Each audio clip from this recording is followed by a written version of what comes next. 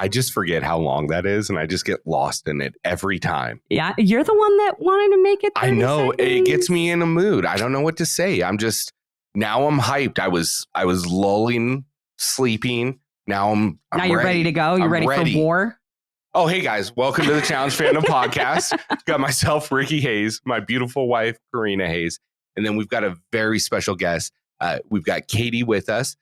Katie is a huge challenge fan. She follows us on Instagram and has listened to the podcast a couple times, and we begged her to come on, and now she's here. Yep. Katie, thank you so much for joining us. We really do appreciate it. Thank you so much for having me. I'm so excited to be here. I feel like I need to come up with a new word for excited, but that's all I have right now. I hate that. When none of the word, I need a new word. I need new words. Yes. These do not work for me anymore. No. I need a walking thesaurus at all times. There you go. I guess I do have my cell phone at all times, but that would take too long to actually look at it, right? Yeah. I mean, at that point, I might as well just be Elon Musk when he talks with the 30-second pause between every word. Oh my gosh. Yes. Just being honest, go listen to him talk. It's true. It's horrendous. It is so painful to listen to. Anyways, that's not the point of this show. The point of this show is for us to talk the challenge. And Katie, with you coming on, we'd like to introduce our listeners to you and kind of let them know how you became a fan of the challenge. So I guess I'm very similar to Corrina. I started watching it probably when I was way too young to actually be watching it. I think, what was it, 98 when it came out? Yes. Yeah, 98 was the so first year. Yeah. I think I was 8 years old. I most certainly should not have been watching it, but I did. So I've been here from the beginning, and I feel like I don't feel like I've had a longer relationship with the challenge than I have my husband. So these people have been my friends when I didn't have friends. So it just has a very special place in my heart.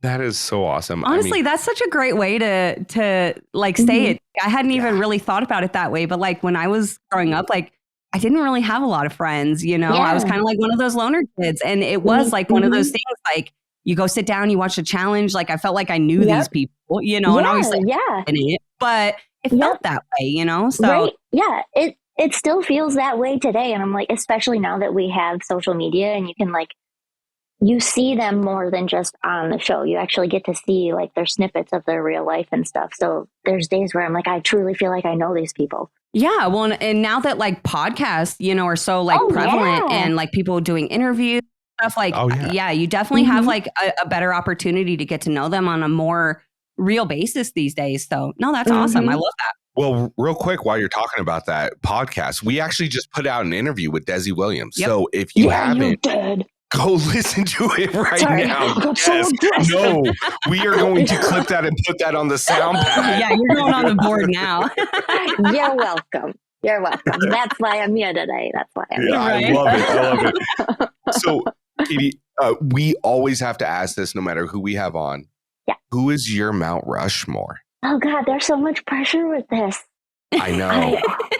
Because we're going to analyze it and tell you why you're either wrong or right. I'm getting hot. I'm getting hot.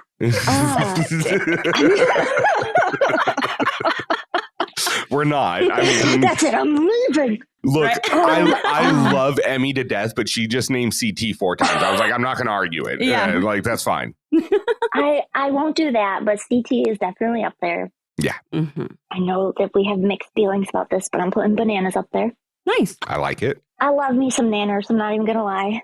I know this is going to make me super mushy, but I have to put DM up there. DM, she was she's my girl. She really, she's about Rushmore. Yeah. And then I think she's worthy. Yeah. Right. Okay.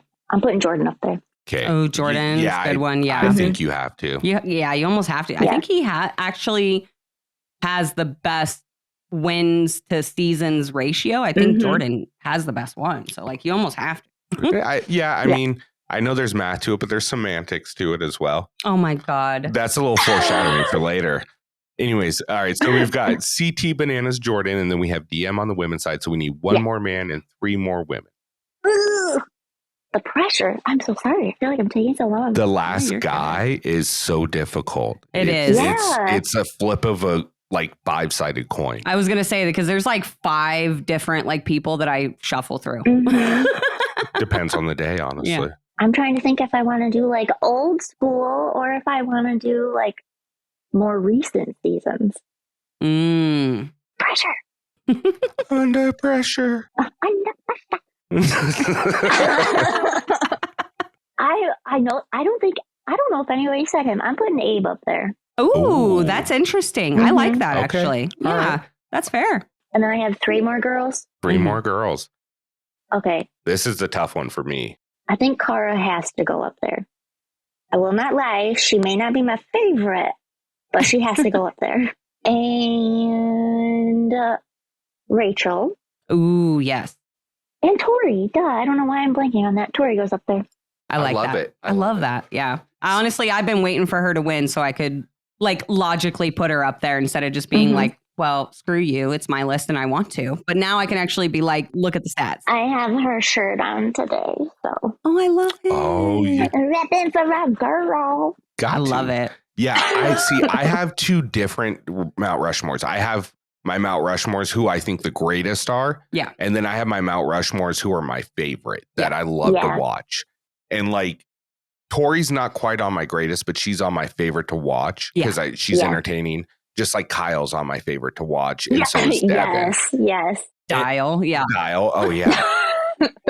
And then there's like the ones you have on both, like because Jordan has gotten to that point for me where he's one of my favorite to watch and he's one of the greatest. Yeah. And it's because his ad lib stuff when they're doing dailies, like I always reference back to Ride or Die, whereas he's yelling at the rest of the group that ran on. He's like, you guys better fucking run. We're going to catch you. Yeah.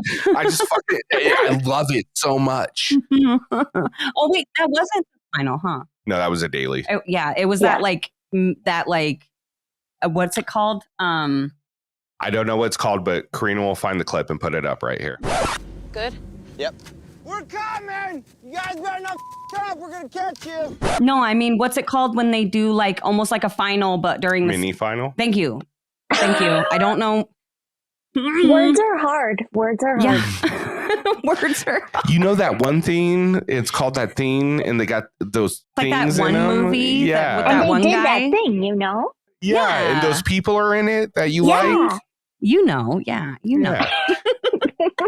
So, yeah, no. And that's the thing is like Mount Rushmore is so subjective. And that's what makes it so interesting because I think you get a good gauge of people's fandom in that question. I mean, yeah. And that's the thing is like it is so you could go 100 different ways with it. Like we've literally had people come on here and say like the most random names that like majority, like 99% of challenge fans would never put them on a Mount Rushmore, but that's their Mount Rushmore. So you can't really tell them they're wrong, you know? So exactly. I mean, like I've heard someone say Preston. I'm like, interesting. Well, and the thing that I try to remember now, and I'm sorry, I know you're trying to get into the recap. No, I just want to point this out really quick. It's your podcast. Just because like I always look for, like every time this subject comes up, I always try to point this out because it was like one of those like epiphany moments for me. But we had the challenge historian on to talk about, like goats and Mount Rushmore and stuff like that. And I believe it was Jacob. Yeah, it was. And he had pointed out, he was like, what's funny is that fans are always like, oh, Mount Rushmore is like the best, right? Like that's, but if you think about it, the actual Mount Rushmore has nothing to do with the best presidents. It's just, that's true. You know what I mean? So it's like, so I try to remember that too, where I'm like, okay, if somebody puts somebody on their Mount Rushmore that I don't think is like the greatest. That's so true. And for me, like if I'm going by like what brought me in, like Alton's on that because without Alton, I wasn't a fan. Oh, yes. Because, the same time that Real World Campus Crawl was on was the same time that the first Las Vegas was on. Right. And I was living in Las Vegas at the time. So I was watching it all the time. Yeah. But yeah. Why you almost have to have like an OG Mount Rushmore and then like a modern day. Like you have to like separate them because there's just too many ways you could go with it. Yeah. Yeah, absolutely. And I mean, if you want to really listen to all the different ways you can break this down, we did a whole series on it. I'll link them all down below. Yeah, so there we go. With that being said, we really showed up here tonight to break down this monstrosity of a double episode. And I'm not saying monstrosity in a bad way. It was just a lot that happened, condensed down into one evening of watching. It was a marathon. I was really shocked that they picked this. Like, I think I know why they decided to do this as a double episode. I think they're kind of trying to push into the chaos section a little bit quicker.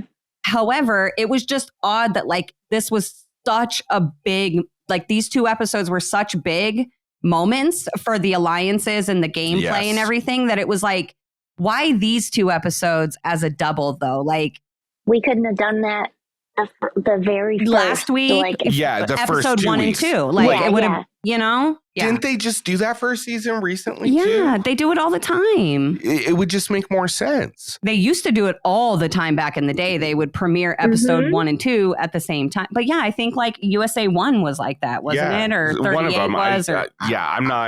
I'm not maybe Worlds. The Rain Man. I can't just recall stuff, you know. But yes, Why? one of the seasons. Come on. I know. September 2nd, 2018.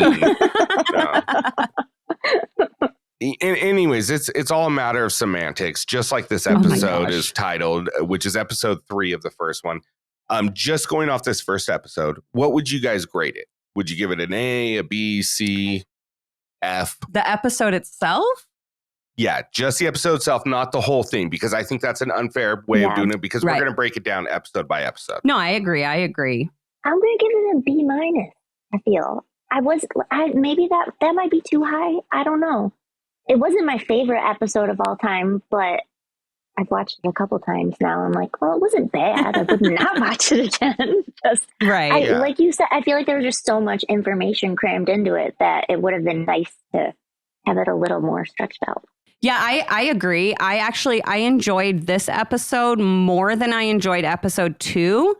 However, I still enjoyed episode 1 more than I enjoyed this one. It's just like, you know, so this one I'd probably agree with you. I'd probably give it like a C or like a B-, like a low B-, or like a, you know, C. Like I don't think it was like they've had worse episodes, they've had worse titles, but it was still, like you said, it was just like, the episode felt very heavy to me. Like it was just so much all at once, just like constantly. Like to me, it was a bad episode to stack another episode right on top of. Yes. I've got to pick someone to argue with, and I don't feel fair to argue with Katie at this point, so I'm going to argue with you. Fair. Last week, you were talking about how 90-minute episodes were too much, and there wasn't enough in there to keep it going. Yes. Where they give us a 90-minute episode this week that has so much in it, and you're like, whoa, this is too much. It's too much. You're giving me too much now. Like, it's what I wanted, but not that much. No, because look, here's the thing though. Like, if you think about it, like, yes, they used up the full 90 minutes on this episode. And I do feel that they utilized that 90 minutes a lot more. And I also want to point out that this time I was able to watch the episode commercial free. So I didn't hate my fucking life as much as I did last week. But at the same time, there was still dumb stuff in this episode that didn't need to be in the episode. And it still, in my opinion, could have been an hour episode. Okay, so now I'm really going to play the counter argument, which is I'm going to rate this one a B+. Ooh. And the reason I'm giving it a B+ is because if you look at a lot of what people say that they are most upset about with the challenges, there's no drama. There's no conflict in the house. Everybody's always working together. And then it's not entertaining. This episode had everything. It reminded me the closest we've had to Vendettas and Final Reckoning, where there was constant arguing and there was actual tension in the home. Oh, yeah. I agree with that 100%. My biggest complaints about this episode are on the production end and not necessarily on the cast and what happened in the house and stuff like that. Like that stuff, we'll get into it. We'll get into it. I'm going to just say this. And the reason I'm giving it a B+ and not a higher grade is because I'm not the biggest fan of of the daily. Yeah. Outside of the daily, there's nothing in this episode where I'm like, this was boring. It didn't hold my attention. The daily was the only thing I picked up my phone, started looking at stuff for a minute. Yeah. So that's where I'm putting it. So anyways, let's dive in. So we get back into the house where the episode starts, and James thinks people are scared to go against him because he put on such a phenomenal performance in the arena against Chauncey where he almost died. I was just like, phenomenal. Bro, literally, no, nobody here is afraid of you after that elimination. People are hoping to take you to the final now. I think the only person who might be afraid of him was Olivia, because in the last challenge, I was afraid that she was going to get her nose broken again. I know. Oh my God. Good.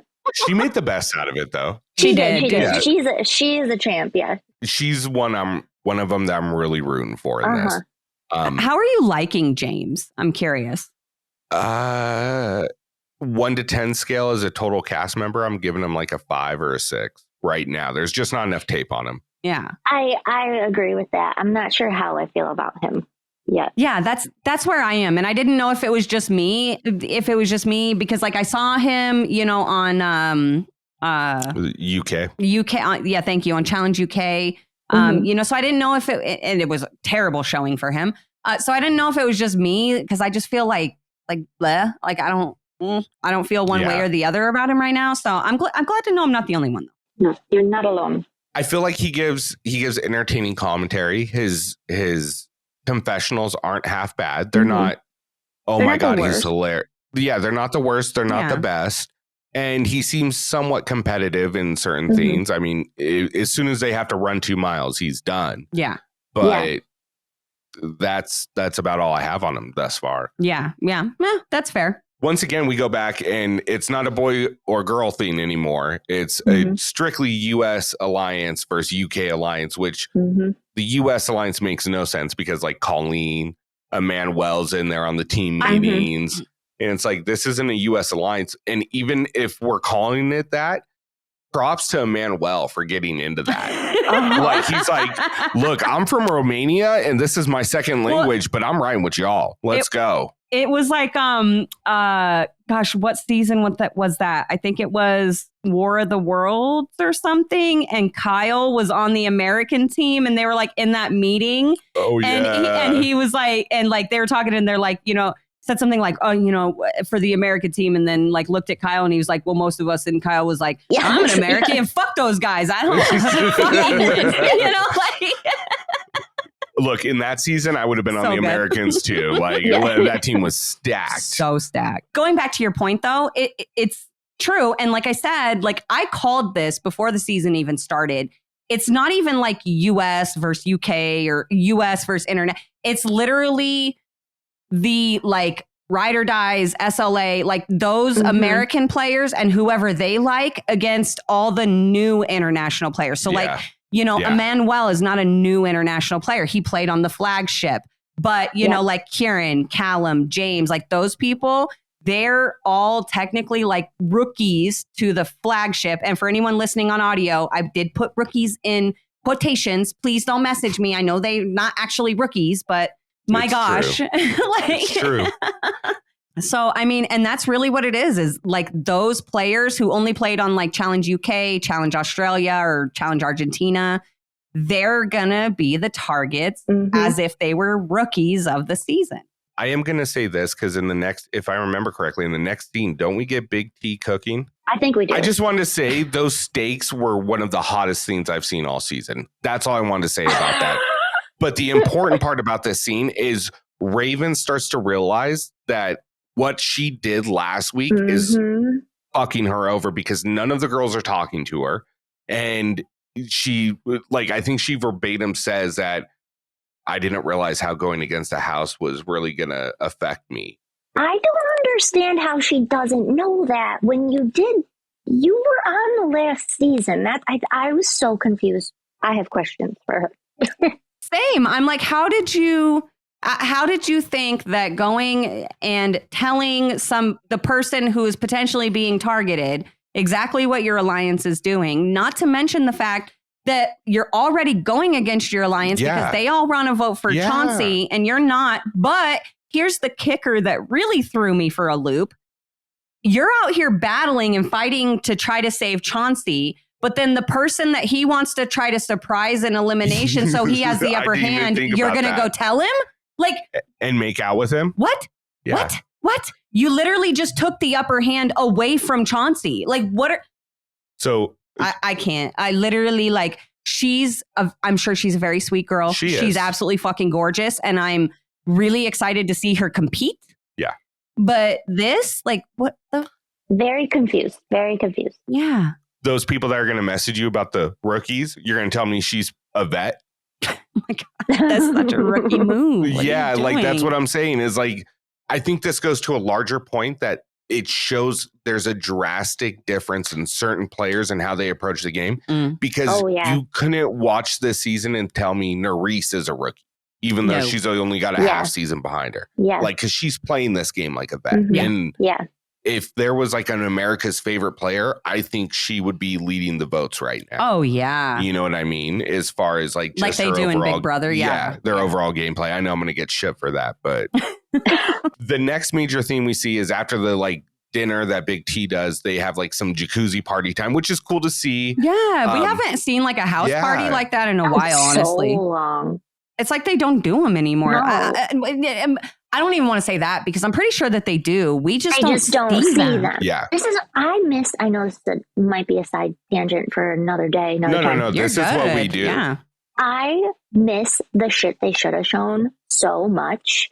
Like I used to look forward to those episodes, and I don't remember the last time we got one. Like,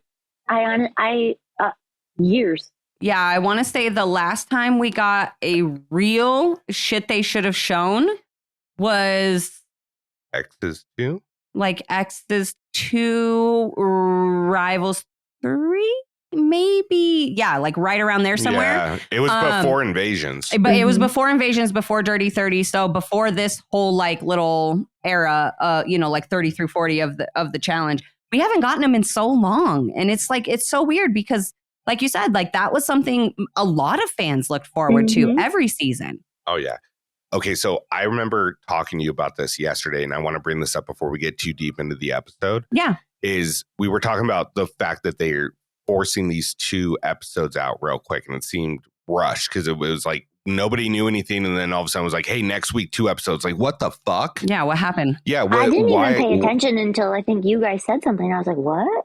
Oh. Yeah. And we started talking about it, and it was like, obviously, the first explanation behind it is they're trying to rush to get the mercenaries in because they think it's going to improve the overall viewership, which is true, down. Probably. Yeah. And look, even as the most intense challenge fan, I don't have time for 2.5 hours to dedicate to one episode or one city. It was a lot. Yeah, it was like watching War and Peace. Yeah, like, look. You know what I mean? If I was still like 17 years old, kicking it at home, watch it, no problem. Yeah. But like, I got 3 kids. We got work, house, bills, cleaning, like dinner, all the stuff. I got to sleep. I'm old. Like, I can't just sit on the couch. Like, literally, by the time we were getting towards the end of the episode 4 of taking notes last night, like, I literally was like, I can't sit on this couch anymore. Like, I'm too old to just be sitting here like this. Like, I was rolling around like a beach seal, trying to get comfortable. It was rough. Too much MTV, too much. But with that being said, one of the reasons I thought they might be doing this is, and this is total conspiracy theory. I have no proof behind this or any reason to think this, other than the fact that I just think this shit, is what happens if they're rushing because they only have till the end of 2023 to be on MTV. Oh. And then they're doing All Stars 4. It's going to go Paramount. It's going to go on Paramount. And maybe if we're lucky, it could go CBS, and that'll help ratings a lot because people will flock to watch it there. Oh, yeah. And then we get 40 on CBS. On CBS and Paramount. It would be lovely, but yeah, very much this. Right. Yeah, very much that. Yeah. Right. So, okay. Anyway. Record skips, back to it. And speaking about record skipping, oh my gosh. Berna is dancing by the hot tub, and she's doing this weird like dance, and I'm digging it. Like it's she's like she's feeling herself, literally and figuratively. You do you, boo boo. Yeah, yes, exactly. Get it. And they edit it, and this scene is so heavily edited to tell a storyline that didn't make sense because they didn't show the whole thing. No, they did not. And this is part of my issue with this episode is the parts that actually like mattered, like and made some sort of difference to the episode, like to the game and everything. They were so heavily edited down for us to see every single second of that boring ass daily. Like why? Yeah. You know, so I agree. And you know, and we saw the Twitter beef. If you didn't see the Twitter beef, go check it out. Go look because it's a lot and it's everywhere. Berna, Melissa, you know, everybody's fighting about this whole situation. The truth is coming out about what actually happened at the tub. So apparently Berna was dancing around the hot tub and she had like a wireless like speaker or something like in her hand. She's like dancing around doing her thing, just getting her groove on, whatever she's doing.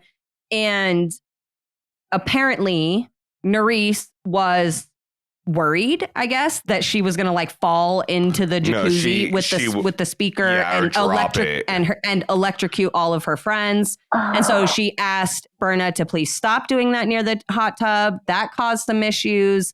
And then the moment that we actually did see on the screen where Big T and Melissa are in the hot tub and they were like watching Berna and then they start like giggling and talking to each other, you know, and then there was just like a sequence of, I guess, apparently at some point Nurys was also like giggling and rolling eyes. And I don't know. It was so heavily edited that it's like you almost can't even like piece together exactly what happened. Yeah. Dropping a wireless speaker, I don't think would electrocute people. I don't know if it was wireless. No, they've said it quite a bit that it was wireless. Did they? I don't know. I've seen multiple castmates say that. I have a Bluetooth speaker and it's waterproof. So I know they're not all like that, but I don't know. It's like dropping your phone into water. Like if I drop my phone into a swimming pool, I'm not afraid of getting electrocuted. I'm afraid of my phone never working. It's not like you're dropping a blow dryer in there. You or drop a toaster. Blow dryer in there, then yes, then okay, but you're taking a long nap. So what ends up? Yeah. Sorry. That's going down a dark path all of a sudden. Yeah, let's just not do that. But anyways, like you were saying, Berna is feeling bullied, as she puts it. Yeah, she says that she feels bullied and she ends up going and confronting Melissa. Yep. And the one thing that I do want to point out about this is that she, from the edit, again, just so everybody knows, we are speaking strictly from the edit on this because that's what we were shown. We have no inside information on this, unfortunately. Yeah. So the way that she approached Melissa, in my opinion, was very neutral. No, I feel like it was very neutral. She wasn't like screaming at her. She went and she talked to her with a calm voice and said, look, this is what you did and this is how it's making me feel. And I feel like you're bullying me.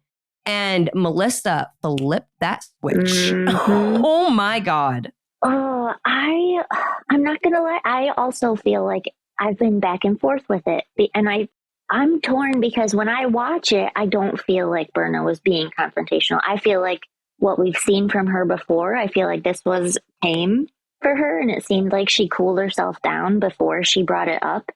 And I don't like when I listen to what she said, or not like what she said to them about like, you're a bully, but it sounded like she was saying like, I'm just feeling bullied by what you were doing. She wasn't saying it like directly to Melissa, like, you're a bully. But then learning Melissa's backstory soon, I understand her reaction to it and why she like popped off the way she did. But I don't know. It is a lot. It is. And I'm sorry, I was wrong. It wasn't confrontational, but I'm very much of cut from the cloth is if you're making me feel a certain type of way or I'm making you feel a certain type of way where it's making you uncomfortable, don't tell me in front of everybody. Tell me off to the side. Yeah, I get that. I think that's also the corporate world in me where you don't put somebody on blast in front of everybody else. That's fair. Yeah, and also maybe not when you're drunk. Yeah, yes. And that's a really big factor is they've been drinking and they're having a good time and I get it. and this is inevitable. Right. But with that being said, I think that, if Berna goes off to Melissa and Big T by themselves in the room and said, hey, guys, I'm just letting you know, like, I don't know if you guys were meaning it or what, but the way you guys were acting when I was over there made me feel a certain type of way. Yeah. Right. But how was she to know that that was such a trigger word for Melissa? For Melissa. Yeah, exactly. And also the language barrier. Like, I know she speaks, like, I feel like her English it's not the best, but she can speak good English, speak English well. What words? I can't speak English. So. She can get through America a lot better than I can get through Germany. Big facts. But I also just want to add on to that because I actually had a conversation with Hughie earlier online about this. Because the language barrier thing was pointed out, and I was like, that's a great point. I hadn't considered that before.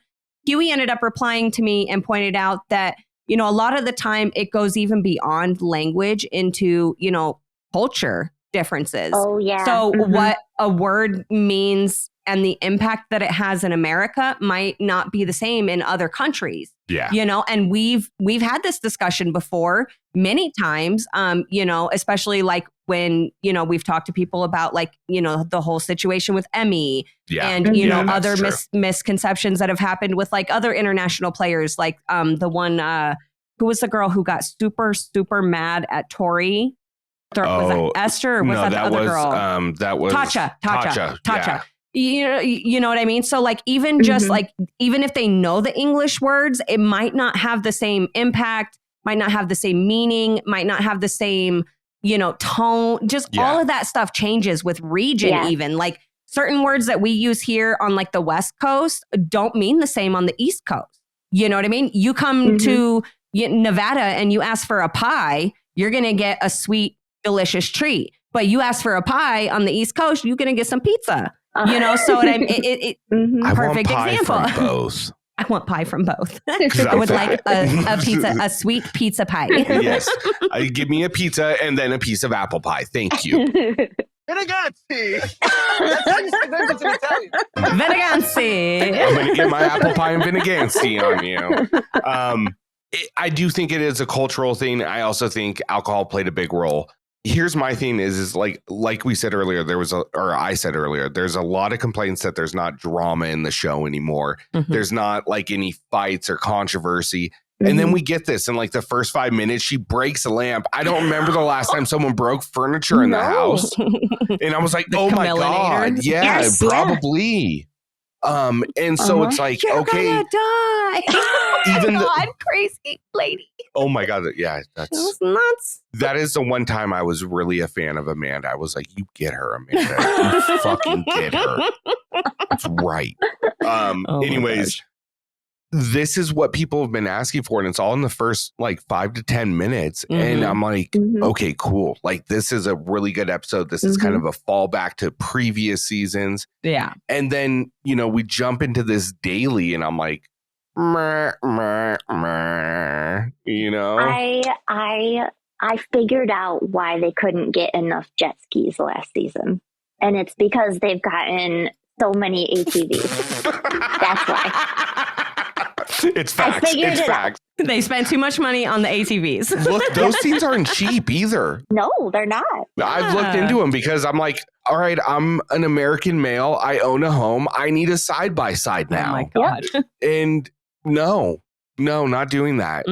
No, my brother has one. It cost almost as much as my car. So I'm good. Yeah.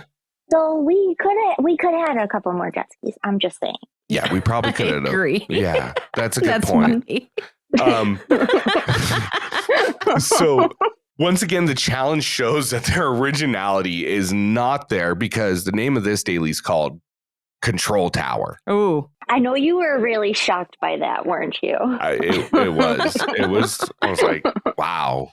Like the first two were kind of clever, but then this one, it was just like, wah, wah. I don't have that sound. I should have that. Yeah, I don't know why we don't. I don't know why I don't, but wah, wah, wah. Like next week.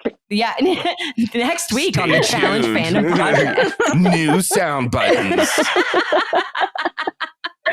I really think I miss my calling as like an announcer for really stupid movies. Stupid shit. Yeah. Oh. This week on Challenge Fandom Podcast, Corrina plays sound buttons for 10 minutes. Oh my God. Anyway, so the basic premise of this is you got some people on a tower, you got some people in some ATVs, and then you got two guys trying to figure out a math problem, write down the math problem once they figure it out, and then they have to assemble the ATVs in the order of the math problem and show it's solved. Right. They have to do 4 of them, and they'll get $25,000. And if they solve all 4, they'll get. Does he say he'll double it, or is he just? You're I'm wrong. confusing. So, because there was 2.5 hours of the fucking challenge. Yeah, it's four equations. 4 equations. Each of them are worth $10,000 a piece. Right. But if you get it done in 30 minutes, then TJ will give them an extra $10,000, making it 50. So they're going to give them 30 minutes to drive ATVs in a circle and solve 4 math problems, but you get 23 minutes to get 23 people up a rope out of the ocean and shoot 23 balls but you have to shoot it with your name. What? Make it make sense for us, please, MTV. Make it make sense. Ridiculous. You know what I did really like though? That the math problems were hard. Oh yeah, I loved that they were hard. I couldn't do them, so that was great. I can't do them either. You are not alone. I would need to sit there for a while. Did you notice though, and maybe I'm wrong, I don't remember other seasons where they were actually able to write down and like work on the math problems. They normally, a dirt or like figuring it out on like counting. Take your shoes off. You can count on your toes too. No, there was the one, what was it? Double Agents where Bamber was using her nail to scratch the things into the box because she was trying to do the math to get, you know what I mean?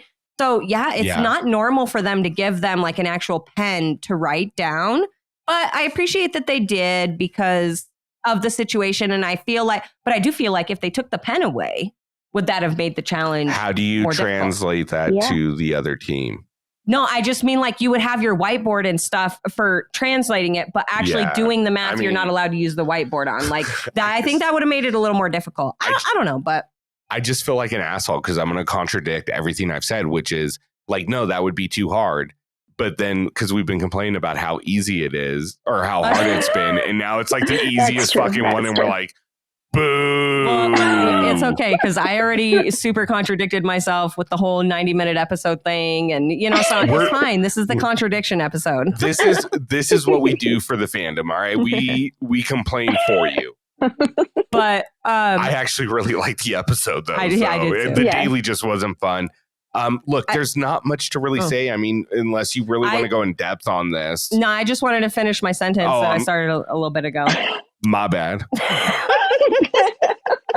No, I honestly, I just wanted to give major props to Asaf because I really liked his strategy where he was like, look, like if you're going to be a driver and your first language is not English, you should be with somebody whose first language is English.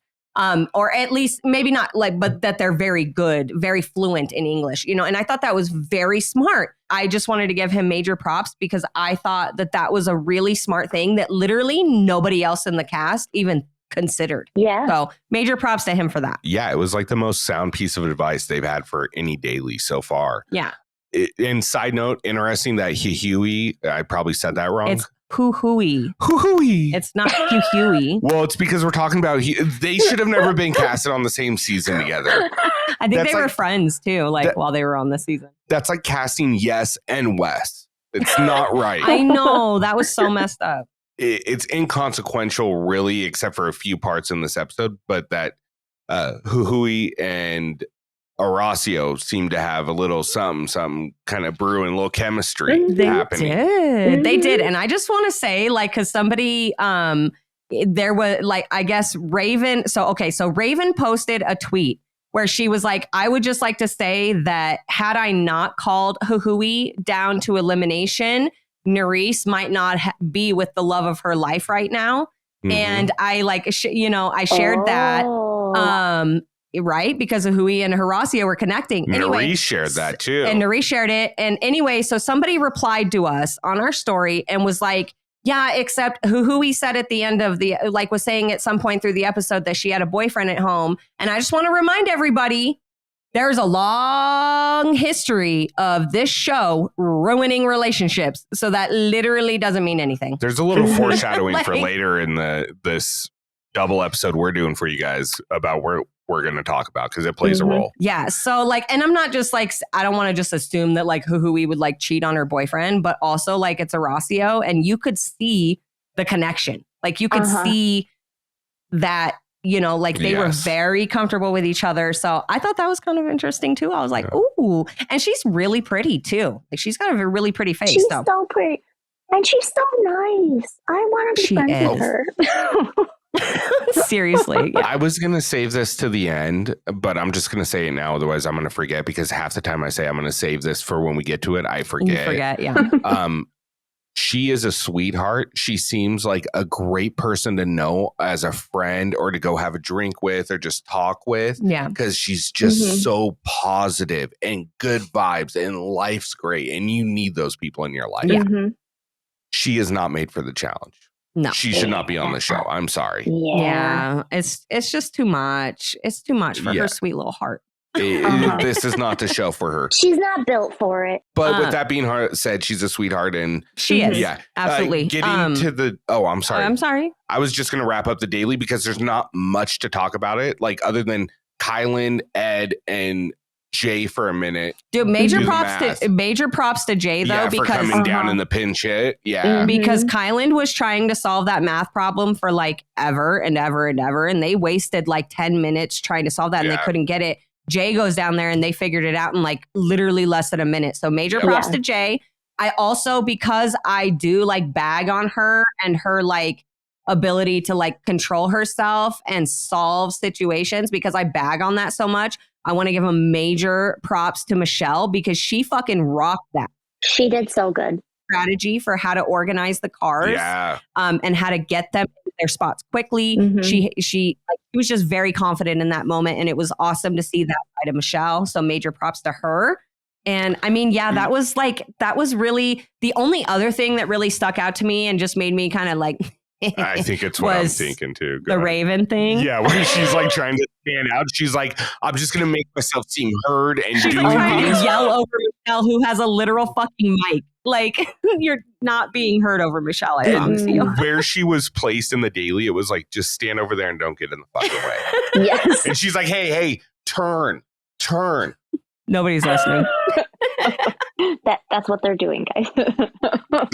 They're doing that anyways. It's just a fucking circle. Yeah. Not a big deal. Anyways, they get to actually, for the first time this season, win all $50,000 offered, because they solve all 4 problems. And, TJ even really congratulates them. He's like, I've been waiting to tell you guys this. Yeah. And then goes through and says, unfortunately, you're still going to have to vote somebody in. But in the meantime, go out and enjoy yourself. You guys deserve it. Yeah. And that leads into the house scene. And we get into some more of the Berna Michele or Melissa. And look, it was one of those situations where this was I'm going to talk hella shit and be I'm going to go in and just call you down so I can. We get done with the daily, and now it's getting to the point where you can go down and call whoever you want. She's like, let's talk and make up. Well, she had that confessional right after the daily was over, where she was Berna put a big target on her back, and she may potentially call me down because of the issues. So I got to try to fix this. And then the next thing we see is Melissa going to go try to apologize to Berna. And I'm you just don't want to get called down there. You don't actually, I didn't feel like that moment was genuine. And I'm getting to the point where I think the women don't really like Berna, but they realize she's competitive and a threat, and they don't want to be the one to try to go down there and take her out. That's fair. And that's kind of the feeling I'm getting. Then we get my favorite part of every episode, which is the bar scene. And this is actually, I'm going to be honest, this is a good bar scene. It was. It's much better than the previous one. We get some information. we get Emmanuel and Berna talking. We learn more about Emmanuel's plan in this game, and how he's like kind of like a crutch for a couple people to just sit there and talk to. And that's a good place to be in this game because you start making those alliances. Yeah, and he was coaching her. He was telling her, he's like, look, like, this is what's going on. I'm hearing your name. It's not game-based. It's based on your personality. Now is the time to get up and make friends. Be nice to people. Have fun. Go have some drinks. Go dance. Like, he was like coaching her, like trying to help her, you know? And like that, I love to see that kind of stuff in the show. You know what I mean? Yes. The next part we get is Hughie and Olivia talking, and they're talking about Ravyn. And the only reason this is noteworthy to me is because he's like looking off and she's like, are you even listening to me? He's like, yeah, I know. I'm just looking for it because she just pops up like hocus pocus. I love him. He just makes me laugh so hard. And then just the part of him like, oh, I couldn't trust her as far as I can throw her in his accent, and I can't do it, so I'm not even going to try. I've got no muscles and all that. Yeah, he's great. He makes great television. He's maybe not the greatest at, and it's not like he's not competitive because he is competitive. He's athletic. He's so passionate. He sometimes foot and mouth, and it's because he gets so passionate about it. And I can't fault him for it because it makes great TV, and he's hilarious. Oh, he's so funny. Hilarious. He's so funny. So good for TV. I love him. I did find the part in the last part about the bar scene I'll talk about because I think this is a bigger sign of, in as much as I gave Tony some shit about it, how important and pivotal in this early portion of the game that Jay and Michele are. Yes. Because they're at the bar. They're all having a good time. We see the scene of Michele and Callum doing their thing. Oh, yeah. Yeah, and I'm just sitting there. I'm like, God, girl, I can't wait to hear how bad you're going to treat this dude when you find out, because you're going to find out. Oh, yeah. I want to see her rip him up. I can't wait. The Michele down is coming. Yes. I hope it happens on the show. My like biggest fear is she's going to get eliminated before she actually finds out. And then we're going to find out, or he'll get eliminated. You know what I mean? Like, that's my biggest fear, is that she's not going to find out on the show. And that's what I want to see. If she does, how long do you think it takes for him to go in? Oh, that elimination, if it's a guy's elimination. I think even if it's not a guy's elimination, they switch it. But then again, TJ made sure to tell them, hey, we're looking lean on the girls' side. It's going to be a guy's elimination. It's like, oh, so you guys are making sure we stay to it. Because the mercs are coming. Yeah, and I called it. It was going to be 4 episodes, and we're getting mercs next episode. I think we are, or we're going through one more elimination, and then the clock hits 0, and then we get mercs. Yeah, I think maybe, yeah. Let's be honest, they're going to torture us, and it's going to be at the very end of the episode. It's going to be one of those where they give us a to be continued, and the elimination starts off the next episode. Yep, which exactly. Is yep. Whatever. If I called it, we're clipping this and putting it out. Okay. All right. Fair. It's like we figured it out. Weird. Right? It's like a puzzle, and we're just sitting here all night gluing it together.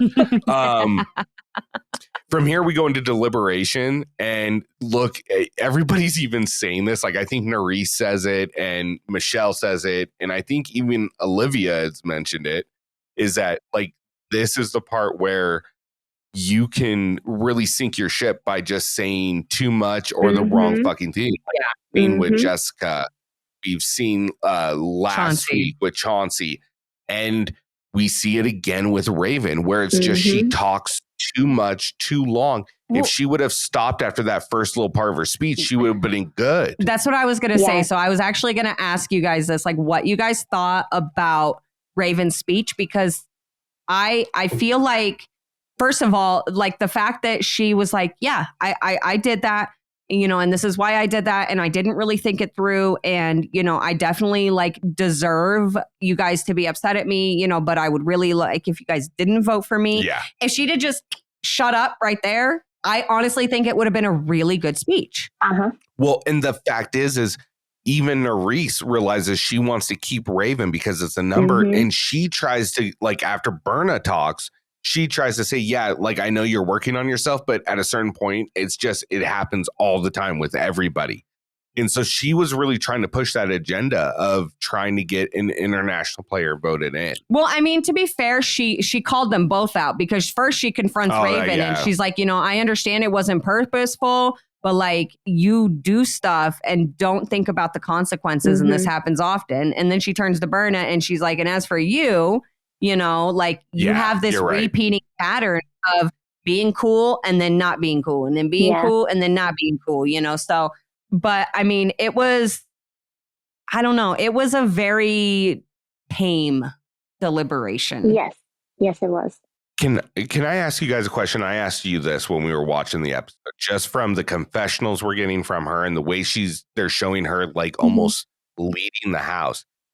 Is it like Nurys is like the central character of this from what we're seeing so far? Yeah, I could see that. I feel like they're probably trying for that, or I think they like her. Like they want her to be the face. You know? Yeah, I agree. And I'm not saying like this is foreshadowing for saying she's going to do really well or anything, but they're trying to paint her as like she's one of the main influential people like in this house, running this house. It's like her and Jay and Michele are tied to me. That's fair. You know what I'm just how I see it. Because I was going to say the only other person I could really think that's kind of getting like that, like face of the show edit would be Michele. Yeah. Yes. Yeah. As far as Jay, the women, just as far as the women, but Jay as well for the guys. And I would make an argument that you could say Corey Lay until we get this next scene, because I feel like this was a point where you just let the women do what they want to do. And you say, we'll take this, but you let us pull the same theme when we want later. I want to know your guys' opinions on on this whole, like the plan that Moriah comes up with for the girls. I always like when I'm watching, I'm like, what would I do if I were in the house? I feel like I would have done the same thing just because it was the easy way out. But at the same time, like, I don't know. Are we burning all these votes right now? That I don't know. I have very mixed feelings about it. I get why they did it, but also I just feel like it was the easy way out for them. Here's my thing. Olivia has gone against Ravyn in a physical elimination and knows she's strong. She ate her ass up. Yeah. She ate her ass up, but that girl also didn't quit when she lost her shoe and ran through a cheese grater. Very true. So she's got drive. And Olivia knows that firsthand. And they know she goes down there and gets to pick whoever she wants. Yeah. Mm-hmm. And if they go in there and they just all say Ravyn, Ravyn, Ravyn, does she come back and say Olivia? No. Does she say Nurys? No. But there's a good chance that she's going to pick who she thinks she can beat in that elimination arena. And there's a 50-50 shot she comes back. And do they really want that heat of just completely isolating her? I mean, I get that. But at the same time, it's like if the whole fucking house is doing it, you know what I mean? It's like you're not really singling her out and you know, and not voting for her doesn't save you. And I honestly feel like even if every girl and every guy voted for Ravyn, she's still going to pick Hughie. Now you have me messed up. Hughie. Now you got me trying to say Hughie. It's okay. Someone in our group was saying, you know who I really like this season? A ratio. Well, they didn't say the H. Yeah. No, it was A space RATIO. A ratio. Like I'm going to give you a ratio of like I was like reading. I was like, what the fuck are they saying? And I was like, oh, that's okay. That's funny. That's funny. So real quick, what I want to say just before you keep going.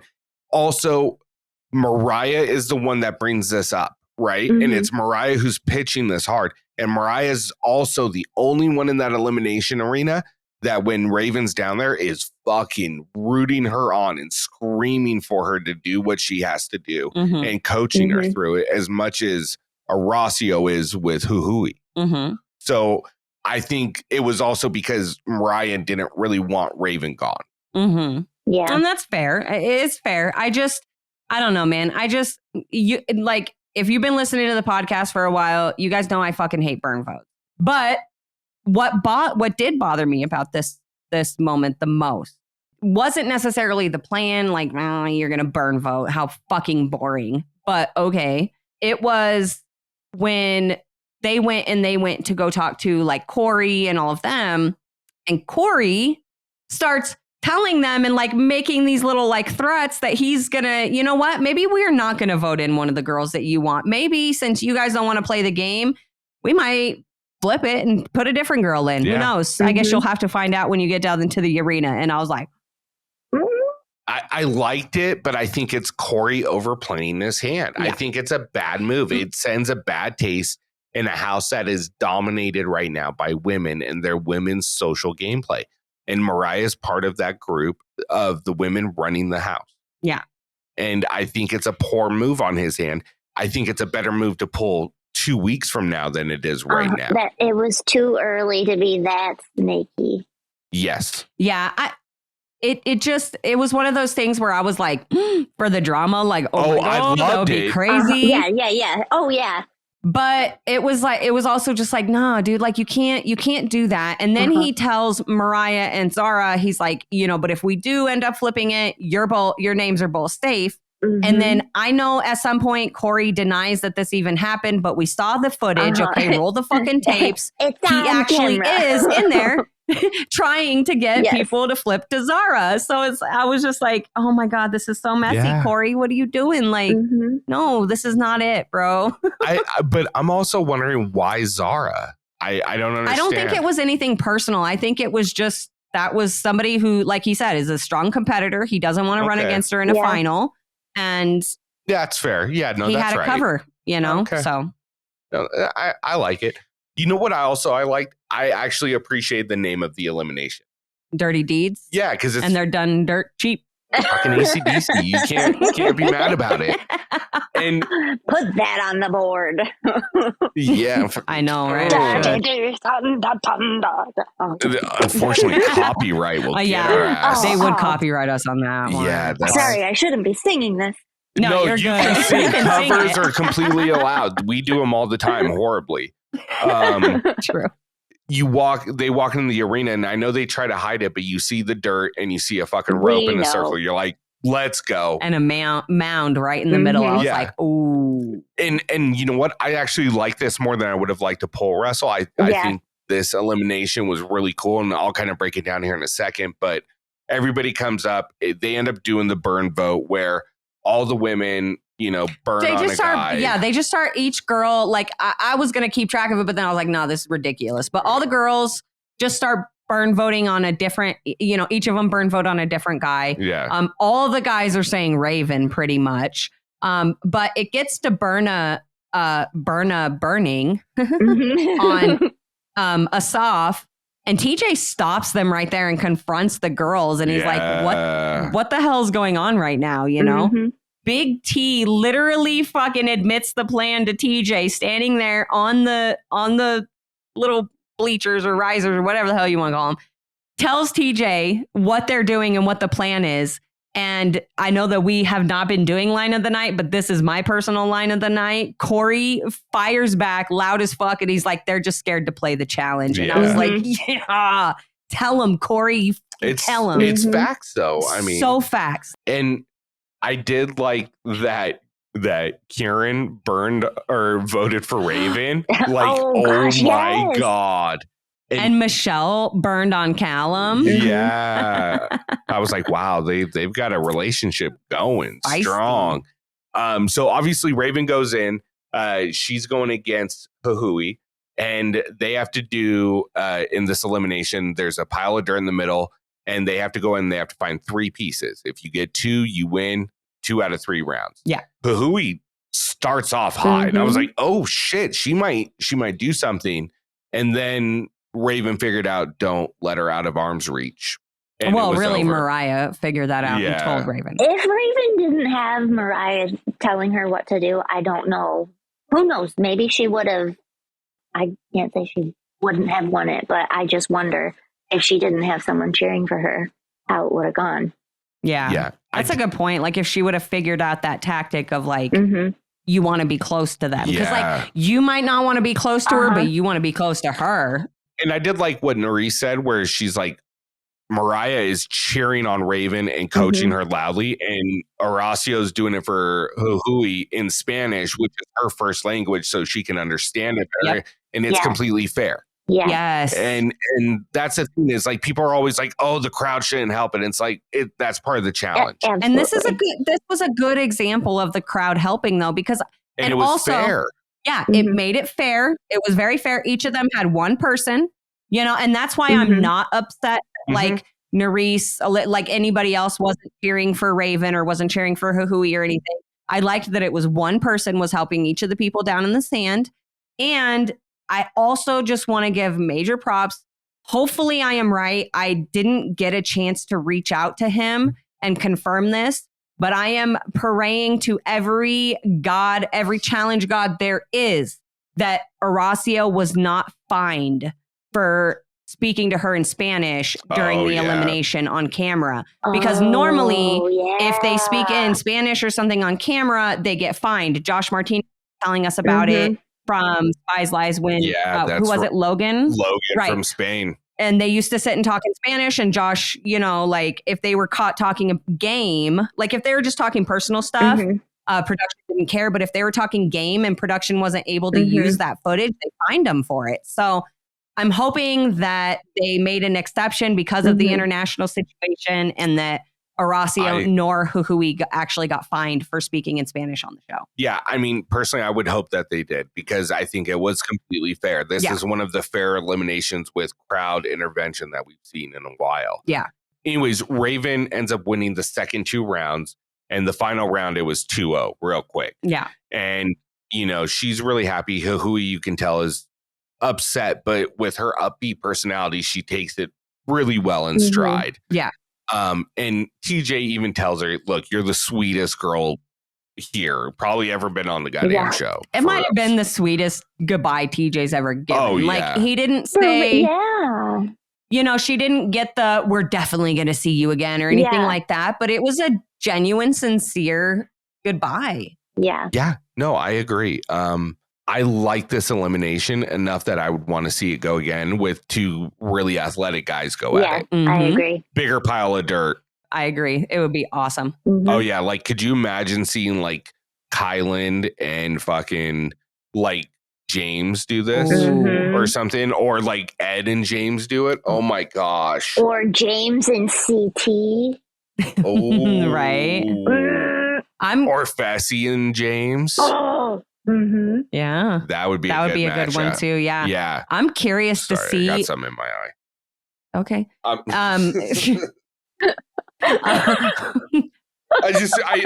sitting over here like, oh, and you can't edit this out. I got to say something. Fuck. I'm sure they would have guessed.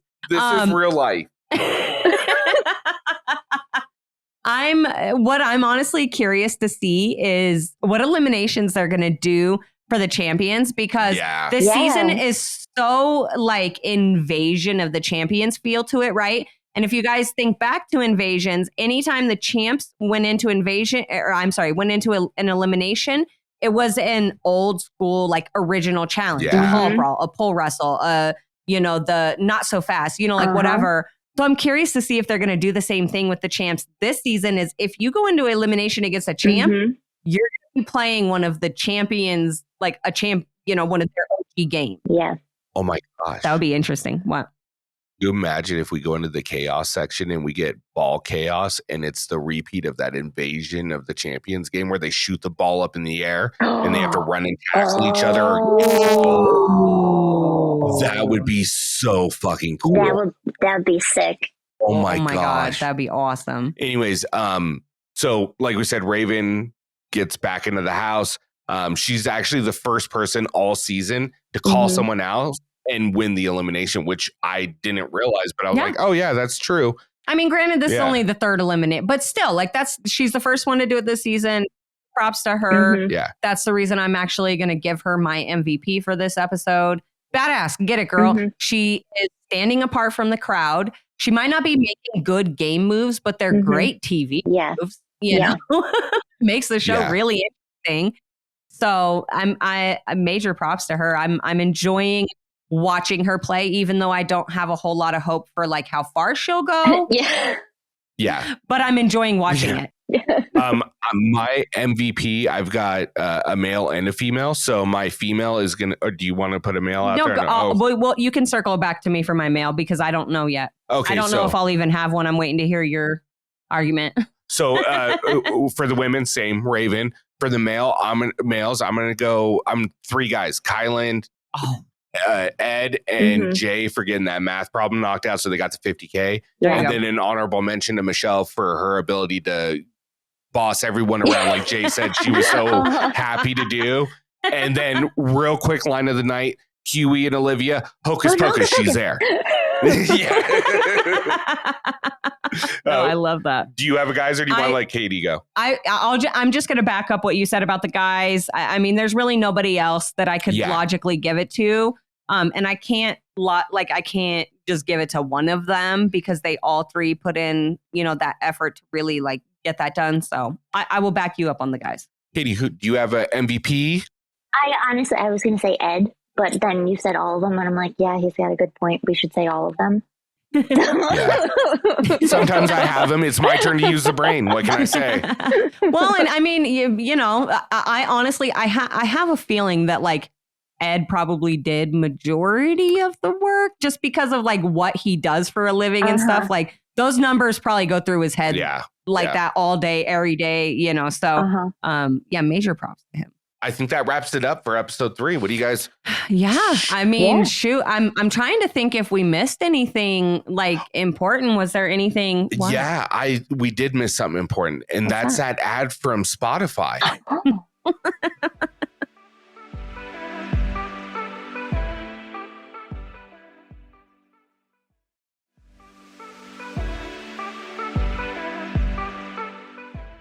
Wow, I really like that. It was mellow. It brought me back. I was going to say, you were over here getting ready to get hyped. And then I was just like, no, wait. And all that information that just got dropped about Spotify for podcasters. And then that intro music, it was like fire. Yeah. Fuego, Dylon, and Dylon. Oh my God. Just saying. You're such a millennial. I am. Welcome back. And guess what? This is part 2. This is our second episode where we're going to be breaking down episode 4 of the Challenge 39. And this one's I'm Coming Out. I want the world to know. Got to let it show. Oh, yeah. Yeah, I don't know the rest of the lyrics. I know the first 3 words, and let's go. I just want to say, and I have to admit this. I absolutely have to. And shout out to Jay. Because he has like a whole segment that he does on like his TikTok and his Instagram about this. And I was like I could never, like you would never catch me like singing the wrong lyrics to a song. Like no fucking way. Right. So I have always thought that the lyrics to this was I'm coming up. I'm coming up. I want the world to know. Yeah, no, that's not it. I learned today. I was years old when I learned that it is I'm coming out. Well, now, there's that now you know. For you all. Here we are. And speaking to the lyrics of the first 3 words of that song or the chorus, this was a very aptly titled episode. And I'm glad they named it this because this played into everything. It did. Especially the focal point, which was Big T's coming out, which I really enjoyed. I love the fact that she decided to do it on the challenge and share it with us too. Yeah. That and her cast, like honestly, just okay. We'll get into it. Into it. I don't want to jump too far ahead, but I have a lot to say about that one. Okay, so quick question, just like we do at the beginning of every episode. What did you guys think of this one, if you're going to give it a grade? I actually really liked this one. I'm not going to lie. Yeah, I didn't mind this episode. Like I was going to say. I'm going to give it a B. I think that's fair.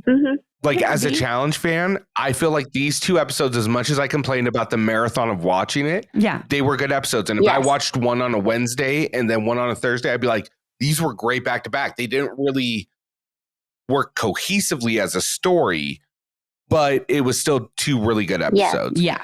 I'm sad about who we lost because who we lost was Hughie, and Hughie brings a lot to the entertainment and a lot to the game. And I feel like it's just going to be a little bit less entertaining every episode from here on out. I agree. I'm going to miss Hughie and his big booty Judy for sure. It's gotta be Jam, because Jelly don't shake like that. You're welcome. No, with that being said, the show intros with Kyland and Melissa talking about Ravyn was influenced by the Ride or Die Girl Well, they think alliance. that. And I'm curious, like, what do you guys think? Like, do you think that Nurys and Olivia and Moriah, like, influenced Ravyn to choose Hughie? Like, I don't know. I don't think so. I feel like Ravyn picked her because she's a smaller girl and she thought she had a chance against her, but maybe they did.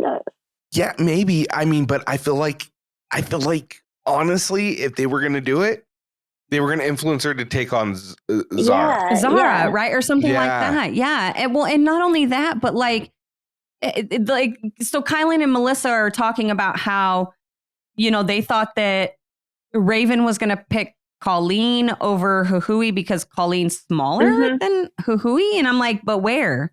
Colleen shows she's very capable in both the eliminations that she did in Ride or Dies.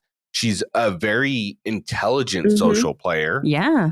I mean, I can see that, but like, why throw Colleen when she's voting with you guys? And she's part of that alliance, that Hurricane J alliance. That we didn't even mention that from the last episode. And that was fucking hilarious when Jay was like, there's Team USA, there's Team UK, and then there's Team J. And I was like, oh my God. And that's the best place to be, at the center of the Hurricane J storm. Yeah. Because it's calm and relaxing and euphoric. Yeah, I don't know. I don't buy that the Ride or Die girls influenced Ravyn in this decision. I mean, we could be wrong, obviously, but I just, like you said, I feel like she picked Hughie because she felt like she could beat her, and she saw that rope in the middle of she saw it in the state. Like, she knew it was going to be something physical. Yeah. So I have a question for you guys. Zara finds out that Corey was supposedly trying to throw her in last second. Right. And, you know, obviously, so here begins the campaign of, I think we should go after Corey. And then we get the conversation about Corey and Asaph saying, let's just toe the line in the middle. And then we find out from Asaph that, like, Corey's like his number 2 right behind Jay. And that's not something I saw coming. No. That wasn't the pairing I thought it was going to be. Me either. But I really like it. I honestly, I do. I do like that matchup. I think that they could work well together. And I think that, you know, like, even just like the fact that, you know, like Asaph is a little bit of a shorter guy, a little bit smaller of a guy. Like, Corey's very tall. He's, you know what I mean? Like, they balance each other out where, like, you know, like one where weaknesses are in one of them, the other one isn't weak in that area, kind of a thing, you know? And CT Adam. Yes, it's a CT Adam Corey partnership. Asaph, CA. Yeah, it's a total CT Adam esque pair up. So I'm really here for that one. I'm excited to see like how it works out for them. My only concern is that, like, even though they're kind of part of like this core, you know what I mean? Asaph is very much tied to Jay. Jay is already kind of slipping right into his normal messy gameplay. Hurricane Jay. Love the hell out of him. But, you know, he does this to himself every single season. Every time. But think about how well it works together. Hurricane Jay, Michele down. It's just, the pairing is written by the challenge gods for us. It is. And I appreciate them. And thank you, Survivor. Shout out to Tony, Stats and Info Lance, who isn't here tonight, to be such a fan, to make us a fan after really watching them. Very true. But they're adding a lot to this season. I really appreciate it a lot. Yeah, I agree. I do agree. And that's the thing, like, I just want to make clear is like, yeah, we call him Hurricane Jay. And yeah, we're like, yeah, he's got messy gameplay. But I love Jay. I love his gameplay. I love watching it. And every season, even though I know like what's most likely going to happen, I still find myself hoping this is the season it's going to work out for him. Like it's going to work out and he's going to make it to the final and he's going to fucking win. I've been dying to see Jay run a final. So like, it's not that we don't like Jay, because we did get a couple of like comments and messages like that, but like we fucking love Jay. He's literally one of my favorites. So, well, and here's my thing. It's like Paulie, right? When Paulie was on, it wasn't like I was rooting against him. Yeah. He wasn't my favorite that season, but I was like on War of the Worlds too. I was like, dude, this guy is running this whole show. He's making it entertaining. And then when he's not there, you're like, fuck, I wish this guy was back, because he adds that level to it. That's my thing. The same exact thing, you know, and that's why I agree so much. Yeah. Yeah. I agree. 100%. Also, just shout out to Ace Off, and we'll talk about a little bit later when they do the party. Yeah. But did you guys notice, just to go, I'm going to pull a Tony. Shout out to Tony. Love you. I'm going to go back a little bit and say, with Ace Off dressing up in the bikini for the jacuzzi party, like, dude, he's such a good sport about everything. It's just like Emmanuel on Spies Lies. Remember when he put on the heels and the dress? Oh, that's right. And went down the stairs and then he was twerking and everything. Like, shout out to Emmanuel. Shout out to Ace Off. Shout out to like any dudes out there that can Tyler. But even then, just like, it's different. I know it's different, right? When like a straight man does that, like, and not like it's not cool when like a gay man does that, but you don't see a lot of straight men that are willing to put on a little tight pink bikini and, you know, like when CT did it and go shake their ass to sell the pink bikini. Like, shout out to dudes that are willing to just have fun, let loose, and just like major shout out. So I loved it. So, okay, exact opposite of last episode. I really love this daily, which was called Under Control. Yes. Yes, this was good. Yeah, these are the dailies I love, because it was teamwork, but it was swimming and it was a puzzle and it's challenge. And this is what we all love. But there was also like an individual portion to it, which I really enjoyed, because we have it was nice to see how everybody performs individually, especially in the water. And so just real quick overview, there's 5 puzzles out in the water. The puzzle pieces are suspended to rope in the water. Each person has to go down and get one. If they don't get one, they have to wait for everybody else to bring their puzzle pieces over. And they got to wait for everybody to get their first puzzle piece. Because there's 21 people, 24 puzzle piees. So 25. Or no, there was 24 puzzle pieces, so there's only 20 people. Oh yeah, that's right. Sorry. And so then there's 4 people or 3 people. Yeah, it was 21 people and 24 pieces. 3 people had to go down twice to get, second pieces. So if you were unable to get your piece, someone from your team could help you, but you had to wait until everybody got their first piece back.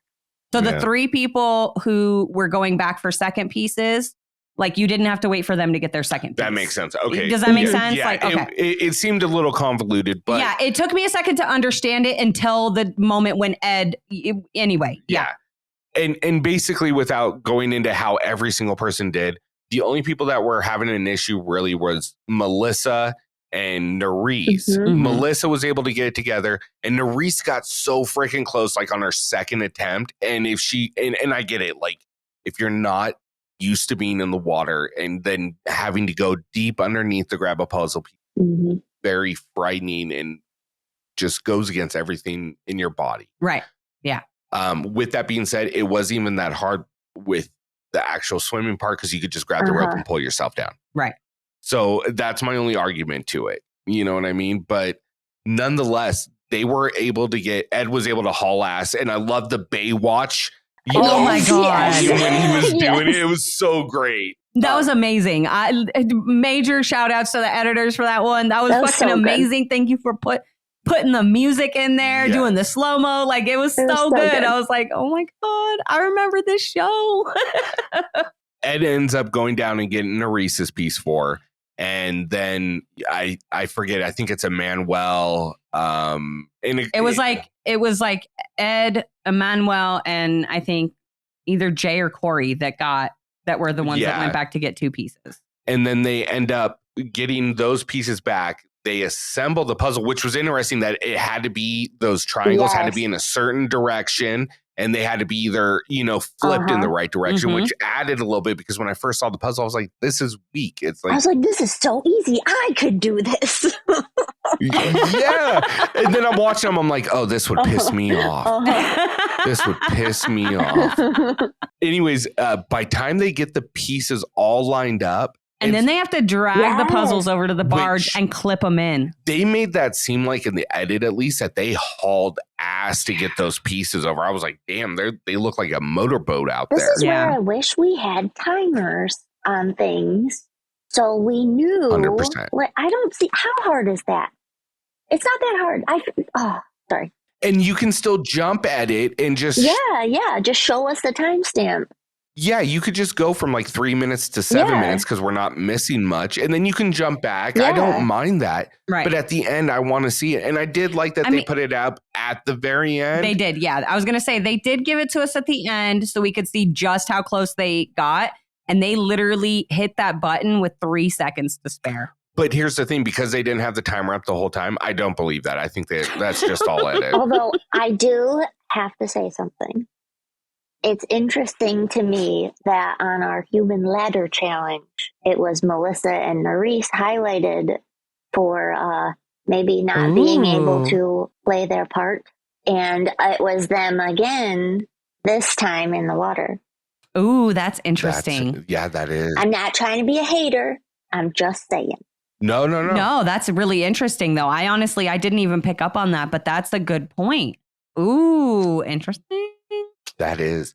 Anyways, I forgot to say earlier in this daily that each puzzle is worth $5,000 and there's 5 of them. So they'll get 25. But if they do it in the time limit, TJ doubles it. And if they end up only getting like 4, then they would get 20,000. Right. But they end up getting 5, like you said, within 3 seconds. 3 seconds to spare, guys. Yeah. And they all had to get on the platform, which they did. And then they won the 50K. They celebrate. So what, they're up to 406,000 now? Yeah, 406. Yeah. Which honestly, for a single person, as long as they don't lose money in this upcoming chaos stage, that's a good payout. That is a good payout. Yeah. You know what I mean? For again, to hang out in a mansion with some of the people you really like. And it's more than a normal season pays out, because if you think about it, a normal season, the prize money is like $500,000 split between a male and female. So you only get $250. So already right now you're up on majority of what the other like prize money is for other seasons, except for, the few ones that set aside like Dirty 30, that was $1 million prize money, or that's true. Double Agents, I think was like 900 or something, and CT and Bamber each got like 4 or something, or, so. Well, and if they've lost like, let's say 50K and that gets divided up between second and third, that's like 37,000 for second place individual. Like if it's 2 people that get second, they do male woman on that. Or if it's just I think it'll just going to be individual. Like they're going to have a first place, second place, third place, and it could be all 3 males, it could be all 3 women, it could be a mix. Like I don't know. Then second place you could give them like 75K, and you get third place 25K, and that's still good for competing in a final. That just takes us back to like Dirty 30 or something. And I know I sound like a broken record on this, but I think that's really important that they give second and third place the money, because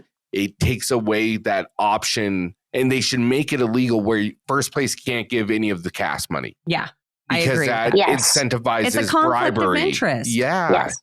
It's just a bad look. So they need to stop that. So I'm glad they brought that back for this season. I just want to throw that out there. I agree.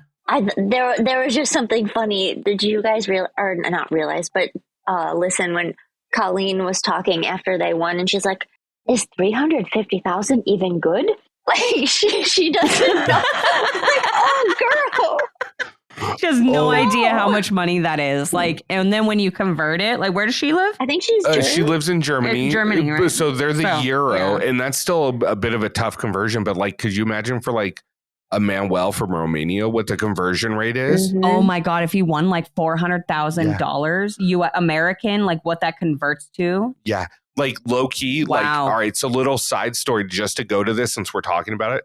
The owner of the company I worked for just went to Cabo, and he was talking about how there was this guy there, and he had like a trophy wife kind of thing. Like she was 23 and he was 60, and he bought her like this really like huge bottle of champagne.